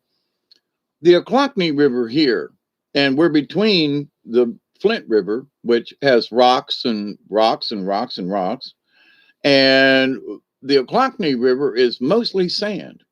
I mean, you'll find a few places where it's got a little bit of a rock bed, but not many. It's and they're using the Ochlockonee River as a giant hi Giza, as a giant septic tank for all of the chicken farms around here. I mean, seriously, they are. And because of all the sand, they can't put it near, rock or anything like that because the nasties, don't get permeated into the earth like a septic tank would. But anyway, when I was checking on the Withlacoochee River, and I was like, Withlacoochee, Withlacoochee, okay. I've known about the river, a long time, being here in Georgia and having, gone to Valdosta many times and crossing over the river, crossing over it in Florida, and back in the day. But I did not know that it had a lot of rocks in it, that it had a rock base more so than the Ochlockonee River does. And so I was like, what? No, they got nice white sand, but they also got some rapids in there. So in looking at Google Earth and checking some things around, I was like, wait a minute. But Withlacoochee has got like rocks, wait, they're down to the bedrock over there. So the river in some of the pictures that I've seen remind me a lot of what the Hillsborough River looks like and some of the other rivers down in Florida. So I was shocked and surprised, greatly surprised, that it wasn't this same sandy kind of swampy stuff that we got here in my backyard. So as soon as the weather changes and the water goes down some, I'm heading to the Withlacoochee. And there are places along there to camp and stuff, and a couple of boat ramps and this and that where bridges are right now that are underwater. not the bridges, but you know, the campsites and stuff, because the water's up so high. So it'll take it a while, but you know, as soon as I can get my stuff together, me and the dog are going to the Withlacoochee. You know, that's just bottom line. That's all there is to it. Because I've explored the Flint, not drastically, but it flows so quickly, it's really difficult to manage in a kayak. I mean, you're going to paddle your ass off if you're going to go upriver. And if you go downriver, then you're going to have a hell of a time getting back up. And the Flint River's got a couple of bridges on it, and where I've been going and camping for, I don't know, the last 30 years, maybe more. But, you know, it's a 20-mile river trip. And my brother and I have made it before. We put it up at the bridge, leave a vehicle. Well, actually, we leave a vehicle down at the boat landing 20 miles south. And then we go up and put in and take the trip during the day. When we get out, then we go back up and pick up the other vehicle. So, you know, but I can't do that by myself. You know, that's just the way it goes. So, you know, I've been aching, somebody come here and let's take a float trip. But after looking at the Withlacoochee, it seems like it'd be a whole lot easier to navigate, and it not being a sand bottomed based type of river here in the Ochlockonee. The Ochlockonee is different from a lot of rivers I've ever seen. It just is. But in a lot of ways, it's like it's very predictable. A lot of low spots that just go on forever. And if the water's up enough, you'll go down one spot and find out you can't go there, and you got to turn around and come back, which is, you know, it's adventurous. The Withlacoochee, on the other hand, doesn't have quite so many of those along different banks. I mean, they got rocks and limestone, and so point is, I'm looking forward going to the Withlacoochee, where before I was like, now I'm like ready. So I've got, I have 5 kayaks and my canoe. So plenty of camping gear. All you got to do is bring extra clothes, some food if you want, whatever, and let's go.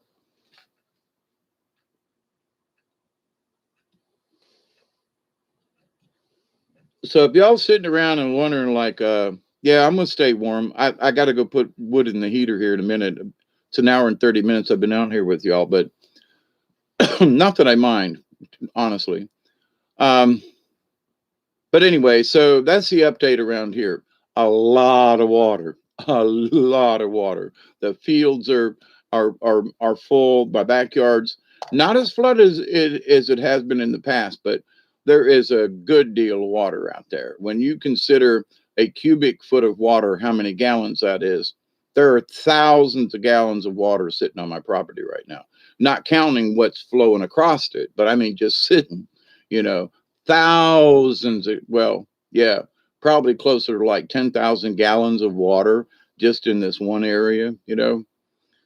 You know, gauging that it's 1 foot and 1 foot by 1 foot, and there's 7 gallons right there, and you take how many feet it is, there's a lot of water just sitting back there, not counting the overflow from the bridge. And also, there's a little creek. We've nicknamed it Dave's Creek because it empties out in the middle of my property onto the river. Well, from uphill from me, from here where I'm sitting, everything's uphill unless you go in the back. But there's a big hill, and there's a little creek that's formed that runs off of the hill up there, 2 miles up the hill. Okay.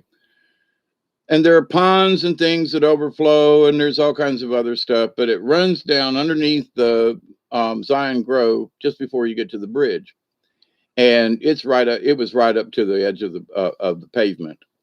So, but back when it was really flooded, that little creek, Dave's Creek, where it goes under the road, you had to drive through water. That's how high it was. So it's up, it's flooded, but not like, it's not the worst it's ever been, which is good. I had some water sneak into the kitchen again by around the around, you know, around the baseboard, around the floor, and I can't wait to get my concrete done out there, but it's been raining so much that, I don't even want to go try to get into town and buy concrete, because in the next day or so it's raining again, and then my concrete gets wet or this happens, and I've wasted probably $100 or so over the last year or so in buying concrete, and it somehow gets saturated from all the rain. It's covered, but it'll sit there and it gets wet, and then you can't use it. So it ends up in my driveway.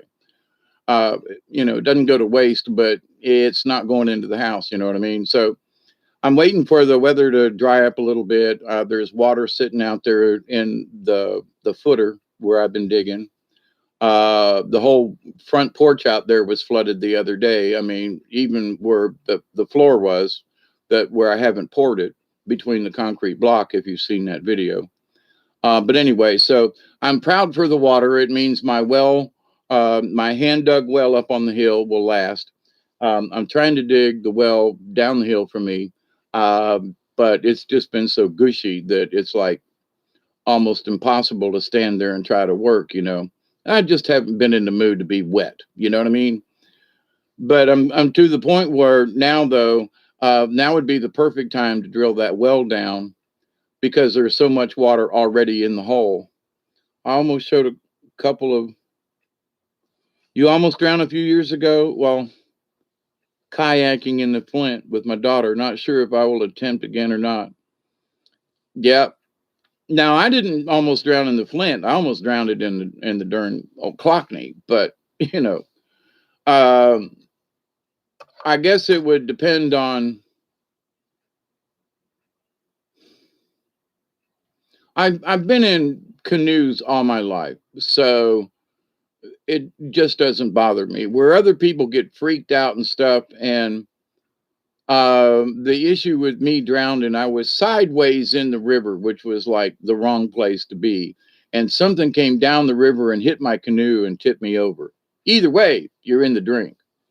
But now the reason I almost drowned, because I wasn't wearing my PFT, my flotation device thing. And now I didn't take it down in the woods with me today, because the water's only, a foot deep in places, deeper in a couple others. But to the point, though, I knew it'd be really hard for me to fall out of the kayak, right? But if I go on the Oclockney or the Flint or any other river, I have got my flotation device on.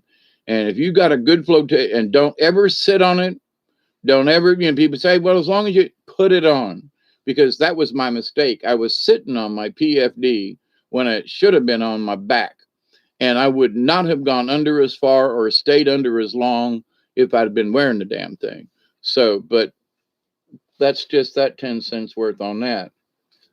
The other thing is to be comfortable, like when you kayak. Some people get in and they've never been in one before, or have only been on a lake or something, and you get in fast water and this, that, and the other thing. And if you haven't had any practice, you can get yourself into some nasty situations. Especially, Judy, and you probably know this, depending on how high the water is on the Flint, right? When it's low and the rocks are showing, there's a lot of rapids and places, and you hit something, the next thing you know, you're bumped over sideways. Yeah, the river was up way too high. Current was strong, and I was inexperienced. That'll do it. That'll do it. But here's the thing: don't be scared, because one of the things for me, I had to get back in the kayak after that drowning experience. And because I was new to the kayak, I had not been in that kayak for long. I'd been in my canoe a lot and everything, but I had not, I was only maybe 4 months that I'd had the kayak. So as far as kayaks were concerned, I was very inexperienced. And boy, have I learned a lot since then. But one of the things is to not be afraid, and to make sure you got your damn life preserver on. That's it. And for me, it was to not wear a bunch of heavy clothes, because it was cold. It drug me down. But anyway, so I'm not going to be afeared of it, but I'm damn sure got a lot more respect for the river, the currents, logs coming down that you might not see. 34 here today. Sorry, hasn't been too bad having good weather all this week. But I've just enjoyed the coolness. Yes, it has been nice. We've had fire season last year. It was bad. It was wicked. Yep, I understand. Where are you at, Gaza, in the world? We've had some, really dry spells here too. I mean, last year we started getting rain again, but the year before that and 5 or 6 years back, we didn't get enough rain. I've had more rain this last week than we had in 6 months. Think about that. I mean, 6 months. I mean, we got like an inch of rain one month, a half an inch another month, and it was in early spring. And by the time summer got here, it was so dry down here. Oh my God. But this year we've got water, right? We're coming to the end of February, 1st of March kind of thing, and the water is up this much. So that means with a little bit of luck, it won't be such of a drought. The wells and the groundwater is filling back up and has filled up. So really proud about that. No one drives in the snow here. Yep, I can imagine. Oh, Ed says it was minus 41 the other day. Yep. I'm, you know, I was born in Ohio, raised up there for a few years. I got family up there. And why don't you move back to Ohio? And I'm like, are you crazy? Oh, but it's so hot in South Georgia in the summertime. Yeah, but you guys got, 6 foot of snow. I just don't have to put up with that shit. I have to put up with the cold, but I don't have to put up with snow. I'd never get up my driveway if that was the case. I mean, if it's raining hard enough and it's slicky enough, it's hard to just get out of the yard. There's so much water and it gets slippery. But, for them folks who, you know, uh, Macon and above, as far as Georgia is concerned, I'm like, no, I'm going to stay out of the snow line.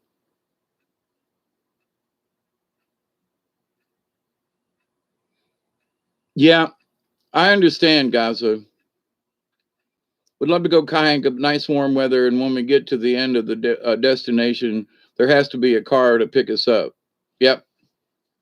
Well, now for me, what I do around here is depending on how high the water is, but I'll expend all my energy to go upstream.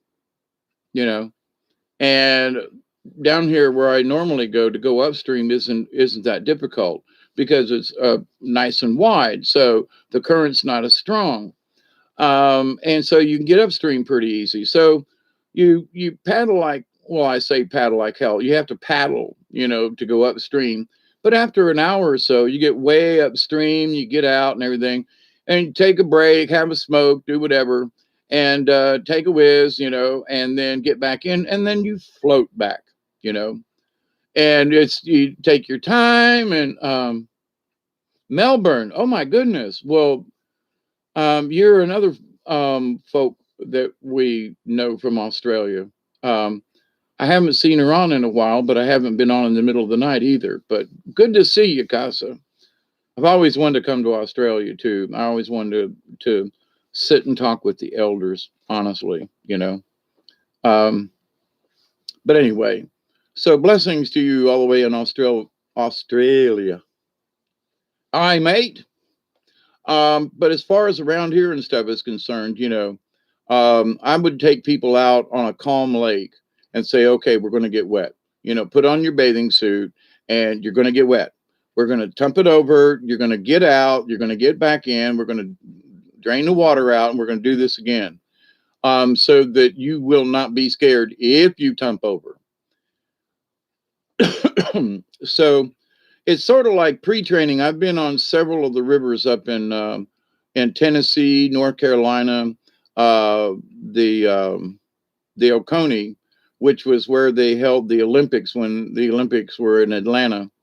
You talk about some whitewater rafting now. Holy crap.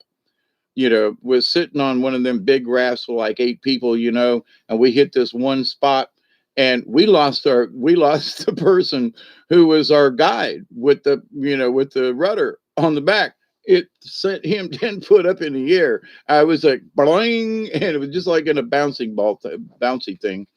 But, and I got, bounced off of one of those things too. But, you got your PFD on, you got your helmet on kind of thing. And, I just wasn't scared, but other people were like terrified. It just wasn't me. I've been on the Nantahala there where the Nantahala outdoor center is up there. And that river is calm compared to some of the others. But when it's up and up and the rocks and everything, there are several places where there's some really good little rapids to play through. But nothing grandiose in my opinion. But for the person who's never been on a kayak on a river with a little bit of rapids, it's enough. They get to learn. And that's where I learned that I try to sit in type kayak. And it was like, no, this is not for me. I'm going to get one that I have to crawl into. But there are folks who just love their sit on ones. But I was like, nah, I don't know. Didn't have the right something about it. And I think it's the fact that when you get in the kayak, there's a little protection. But when you sit on top of the damn thing, there ain't none. and. But anyway, so would love to go kayaking with anybody that would want to show up. I mean, I'm going to have to pay somebody to go with me, I reckon. Get your ass over here. Here's $100. We're going to go kayaking. Here's the stuff. Here's what you need. But I want somebody to go with me. But anyway, you don't fish much anymore. My ex and I used to go on a small motorboat. It was awesome. I have a small motorboat. I have a small motor. It's like a 2.5, 3 horse, something like that. And I've been trying to get it rigged to my canoe. But it hasn't been started in a while. Really, you're from New Zealand. Is it really, really cool in New Zealand? I mean, you see all these pictures and stuff, it's like, wow, that would be a cool place to go. But as far as, one of the cheapest things for me, as far as, something to do and boredom and not being bored, is the fact that there are rivers. And the fact that once you buy the kayak, unless you, wreck it or whatever, I've had this one kayak now for 4 or 5 years. Well, no, 2013. So 8 years I've had this one kayak. And I've only actually tumped over in it once, and that was about 3 months after I got it. So, but since then, I've been on some, really cranky water. I've almost got tumped over by other reasons and have made it through all of those. But project was you asking me, can I paddle? That I mostly paddle, but I want to get this. I want to get this little motor hooked up to the canoe. And because it's a 17 footer, and but it doesn't, I'm going to have to mount it on the side. And so I've just been looking for some weather so I can take the boat motor down and figure out the best place to put it. I'm gonna have to do it in the water kind of thing, and and mount a transom on the side of it, and so that when I put the motor on, But anyway, it's a good little kicker. It's an old 60s model. I think it's an Evinrude, but anyway, so I've been wanting to put this motor on it so that I can go up and down the Flint River, so I can, not just have to paddle. And it's already purchased. I already got it. I already got the canoe. I mean, everything's paid for, but I got to get the motor running again. And, the one thing that I've learned, though, is like, for a bunch of reasons.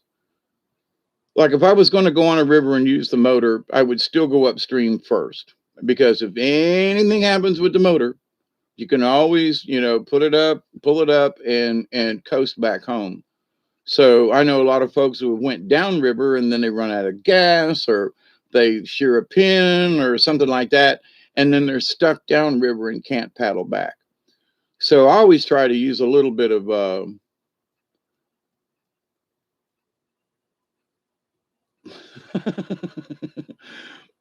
elderberry. You're absolutely right, and especially if we've got these great big banana spiders. I mean, they don't scare me. They really don't. The one that was in my sink the other night, I like shit a gold brick. But these big banana spiders, they just don't bother me. But you're absolutely right. You'll be going along, and you don't really see them until you get up there close to them and doing the limbo. Oh yeah, you'd be like ducking out of the way, and yeah, buddy. um, yeah, especially at night when I used to go all the time. Um,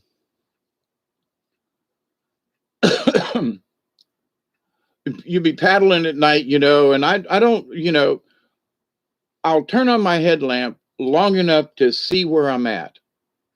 And if I'm in the middle of the river or whatever, and if there's a log come up, then I turn my light off. I don't ride down the river with my headlamp on. I just don't. So, but with that said, there'd be times when, I'll turn it on and go a certain distance, flip it on a minute, look around and turn it back off just to see where I'm at. But during that between times, you get a face full of spider web, and the next thing you want to do is like jump out of your skin, to try to get away. Now, for those of you who may not have been around back, it's been 2 years ago now. Yeah, I'm having fun. I'm going to have fun no matter what, one way or the other. I mean, I used to have fun in jail. Ain't that the pits? But oh crap, I forgot where I was going with that. Oh, the water was really low, and it was 12 o'clock at night, literally. And I was going through the shallow spot from where this lake has formed on the side of the river. They used it for sand pits for years and years and years. There used to be a brick company in Thomasville, and but anyway. So I was getting to the spot where the lake joins the river, and real shallow. I turn my headlamp on, and I get into the shallow area, and the current turns me sideways, and all of a sudden, this fish, this gar that was like at least this long, jumps into the boat and hits me in the chest. Now, me in my old age, I was like, I come out of that kayak. I was sitting on the back of that kayak. Now, I'm only in about this much water, but there's this big old car laying in the bottom going, flipping around. And I think he was more shocked than I was. But the damn thing jumped right in the kayak with me and hit me in the chest. Just boom. There was no getting out of the way. Some Christians are bashing you. In my humble opinion, then they're not very Christian. I'm just saying. I've been bashed by a lot of Christians, and I just say, where's that Jesus love y'all talk about? Where's that Christ consciousness that's supposed to be there? Where is this, but all they want to do is beat you up. I get it, Mossy Man. I really do. And of course you've heard my take on what, who God is or isn't, and what the source energy in the universe is all about. And I have freaked a few people out with some of the information that I have given out, and it concerns the big picture, you know. So in the universe, folks are just worried about the planet, they're worried about, this, and they have not a clue about the rest of the universe.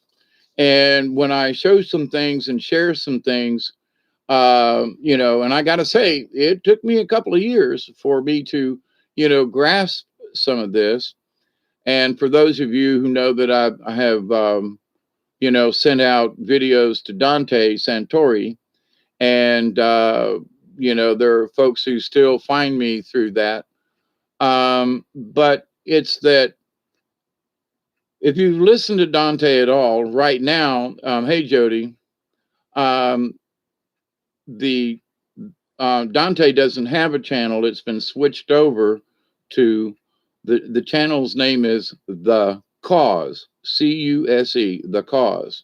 So it's on YouTube, and you just type it in. There's also another channel that's sort of a side channel, like an independent channel that republishes a lot of Dante stuff. And for those folks who may not understand, Dante is associated with the Charistus.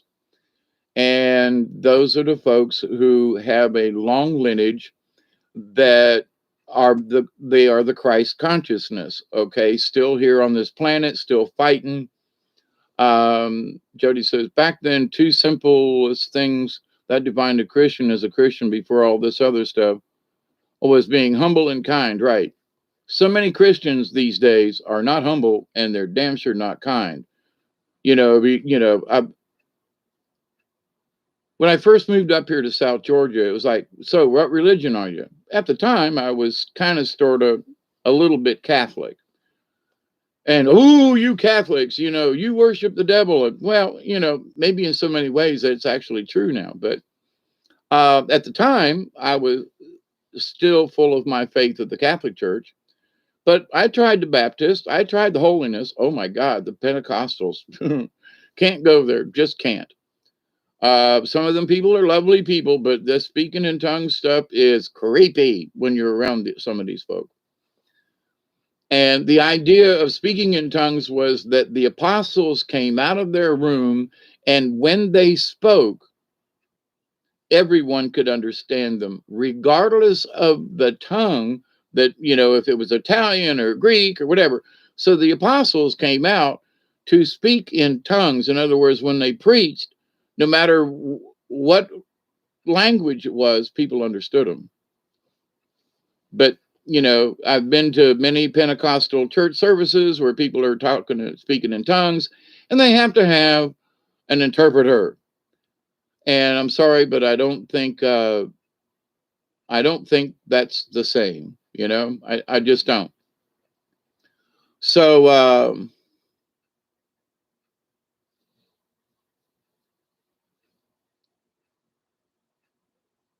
hey, Julianne, how are you? Good to see you. Hope everything is well in your area, wherever that area may be. Okay, we're coming up here on 12:20, and it'll be 4:20 somewhere. So I was holding out. I was going to do this when I started this at 10:20, but I got it to yapping. And anyway, so here's a bowl. Smoke if you got them. And 12:16. So I'm a couple minutes. I'm usually a couple minutes late. So.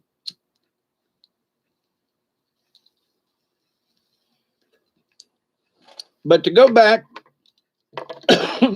sort of to the beginning of what I was talking about to wrap up the subject matter in the title. Ooh, that was good. Great white grape. This idea of solar and wind power, to everybody out there that tries to convince you that this is the way to go for the future, tell them they're full of horse shit. Okay, be nice about it. Horse hockey, okay? But the bottom line is you can point out the simple facts and ask them to go check. Now everybody knows windmills in Texas and over there are froze up and are useless. So what about solar panels? Covered with snow, can't work, right? So this idea of going green, understand this, I'm all for alternative things. But there are the folks that are going to do their best to try to convince us that this is the only way to go for the future.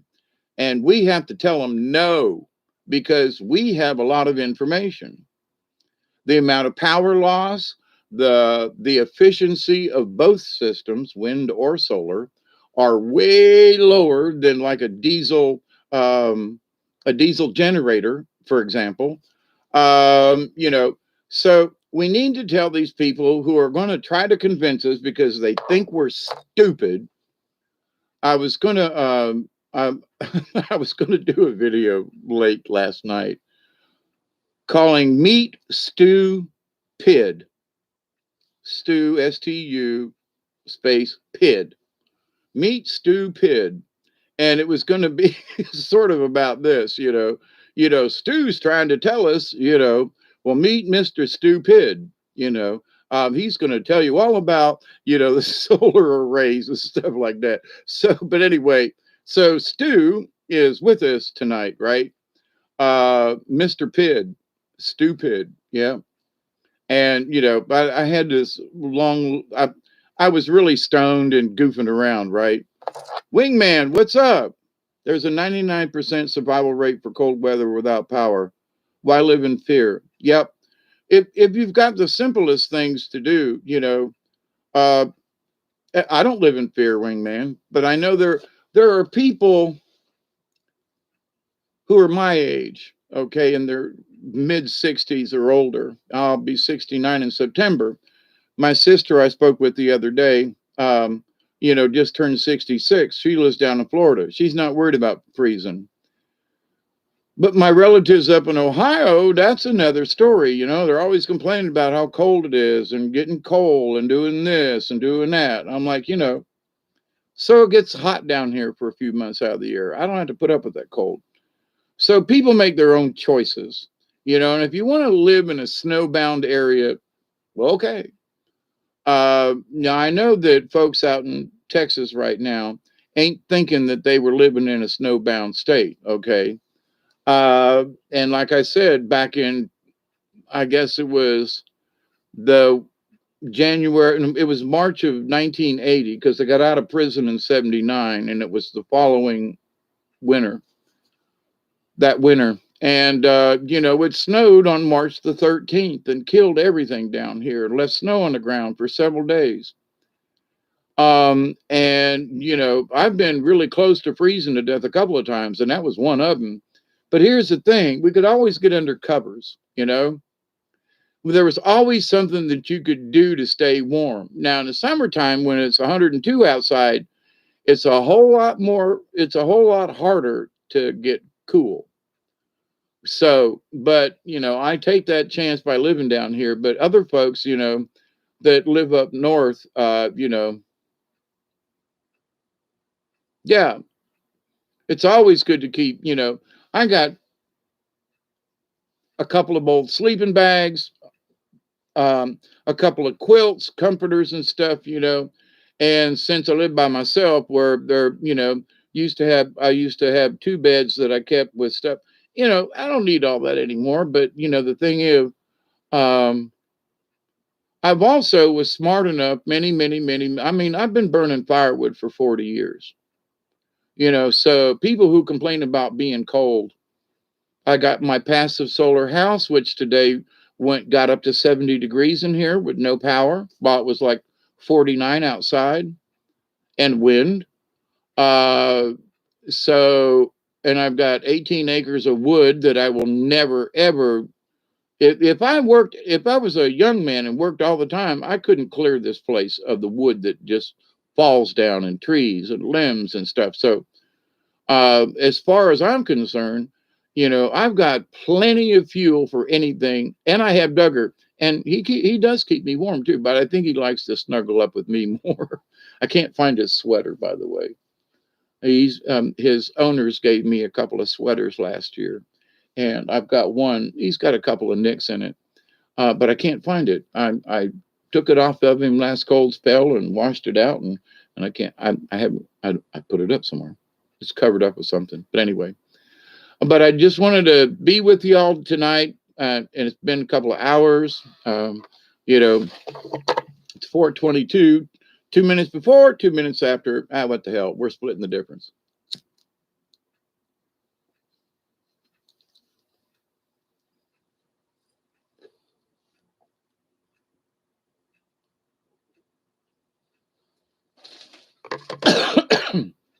That's one thing, Elderberry, that in looking around in my local area, if I ran out of kerosene, which I try to keep a couple of gallons, and a kerosene lamp will last a long time. If you don't turn them up, they make too much carbon. Learn to get by with the lower lamp. If you turn a kerosene lantern up, and you see black soot coming off, you got it up too high. Turn it down. Literally, turn it down. You're wasting fuel. You're not getting any more light. But I used to use kerosene lamps in the chicken pen, and them little old kerosene lamps. You'd be surprised at how much it will keep the chickens from freezing, right? And they'll be lit for 2 days. Just keep them on low, the wick up a little bit. Always keep the wick clean too. But um, this idea though that what if I ran out of kerosene? Then what would I use? Because I don't really have any oil. Well, I don't think I would. I've got candles and things, and I've got plenty of wax that I have saved over the years. I had a couple of friends that they say, well, I got all these candles and all this wax. I said, save it for me. So I probably got 10 pounds of wax along with a bunch of candles. And about every other time I go to the grocery store, I'll buy another pack of candles. People say, what the hell you got all these candles out? If I lost power for 3 days like the hurricane a couple of years ago, them candles come in handy. If I want to go camping, I grab a whole box, a pack of 6 of we used to call them plumber's candles, but they come in a pack of 6, and they're the big candles about yay big around, so long, right? And they'll burn for a while. The other thing is those little votive candles in the little aluminum tins. I have a couple of those stashed in all of my backpacks and all my little gear, because if you get stuck anywhere, those little things will burn for a couple of hours, And if you can't start a fire, you take one of those little votive candles, and you stick it, you light it, and you take some stuff and you make some tinder. So you can start a fire with one of them little candles. And so, and you got light and a little bit of warmth, depending on what time of year it is. But, so I've looked at all these different things, but if the shit really hit the fan and I couldn't get any kerosene and I ran out, I'd be like, damn, man, I'd be really careful with my candles. But at the same time, I got a crap load of rechargeable batteries, and I've got um, uh, lots of little solar collectors that'll charge batteries for me with the sun. So, in that respect, as far as having light is concerned,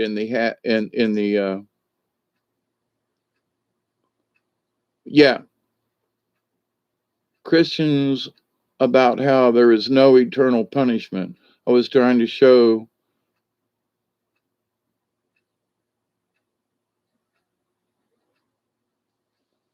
Okay, Moss Man, there is no eternal punishment. You're right. Well, Mossy Man, here's the weird thing about this. They can create their own eternal punishment, because of all the things that you've heard me talk about, is that, for example, the pearly gates. Everybody's like, well, I want to go to heaven. I don't, because heaven is a closed community. And if I gotta, pay some kind of dues to get, I don't want to go into a confined area. I want to be available for the universe. If I'm just going to go sit in heaven with a couple of angels and float around, that's like boring to me, right? So when I leave this place, I want to be far enough along that I don't have to go to any purgatory.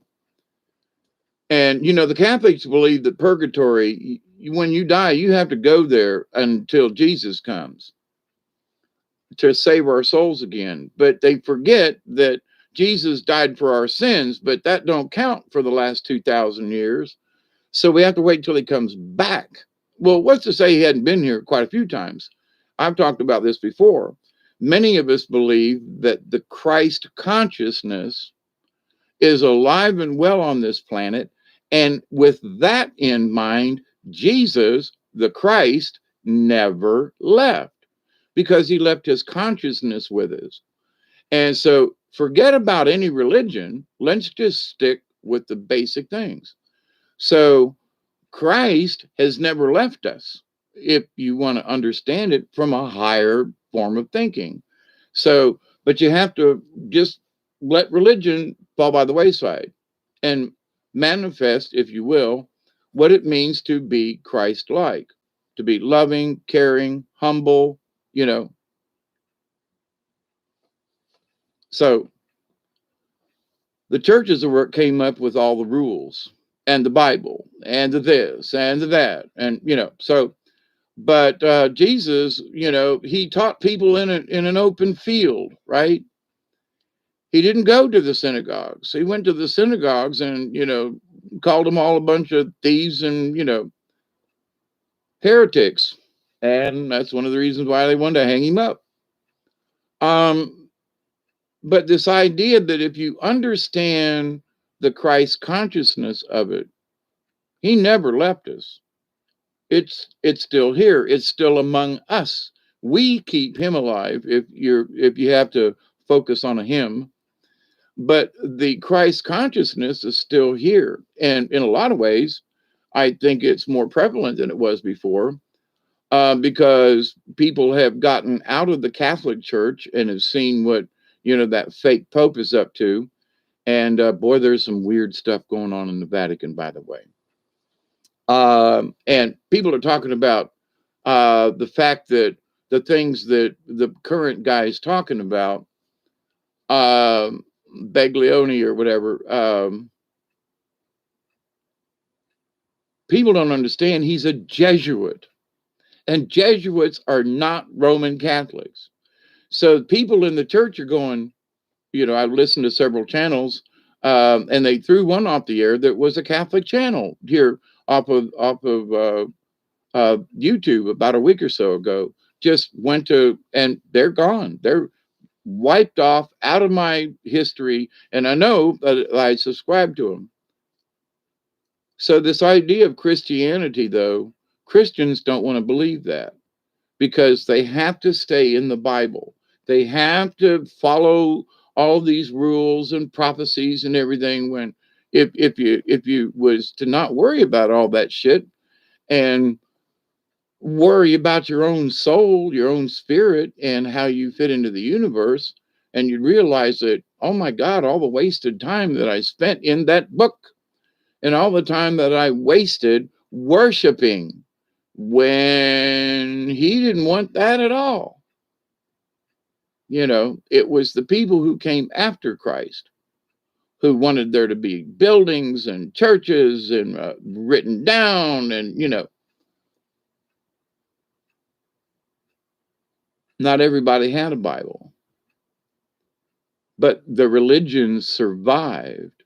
Guess how? Word of mouth, through the stories. Okay. So Native Americans, you hear me talk about it all the time. What survived? None of if they wrote anything down, but what has survived all of these thousands of years is the oral tradition. So there is oral tradition with Christianity that ain't got nothing to do with that Bible. You hear me? But Christians would, oh my God, no, nah, we can't go there, can't go there. Nope, nope. It's got to be the Bible or nothing at all. Really? What was Jesus teaching from? Memory. He was teaching things from the heart. He was teaching things that he had seen and learned in other places. So this idea, though, that Christianity is this one thing fits all, to me, has always been a crock. Even when I was with the Catholic Church, I mean, I've talked about my grandma Raleigh when she passed. She glowed. I spent 2 or 3 days with her. I think it was like I went down on Friday, Saturday, and I had to come back home Sunday. And then she passed like on Wednesday. But she literally was glowing, and she was ready to go, climbing to heaven. I mean, literally climbing to heaven. And so when she passed, I was happy, surprised, because she was ready, knew what she was going to. But, while she was in the hospital, because she was not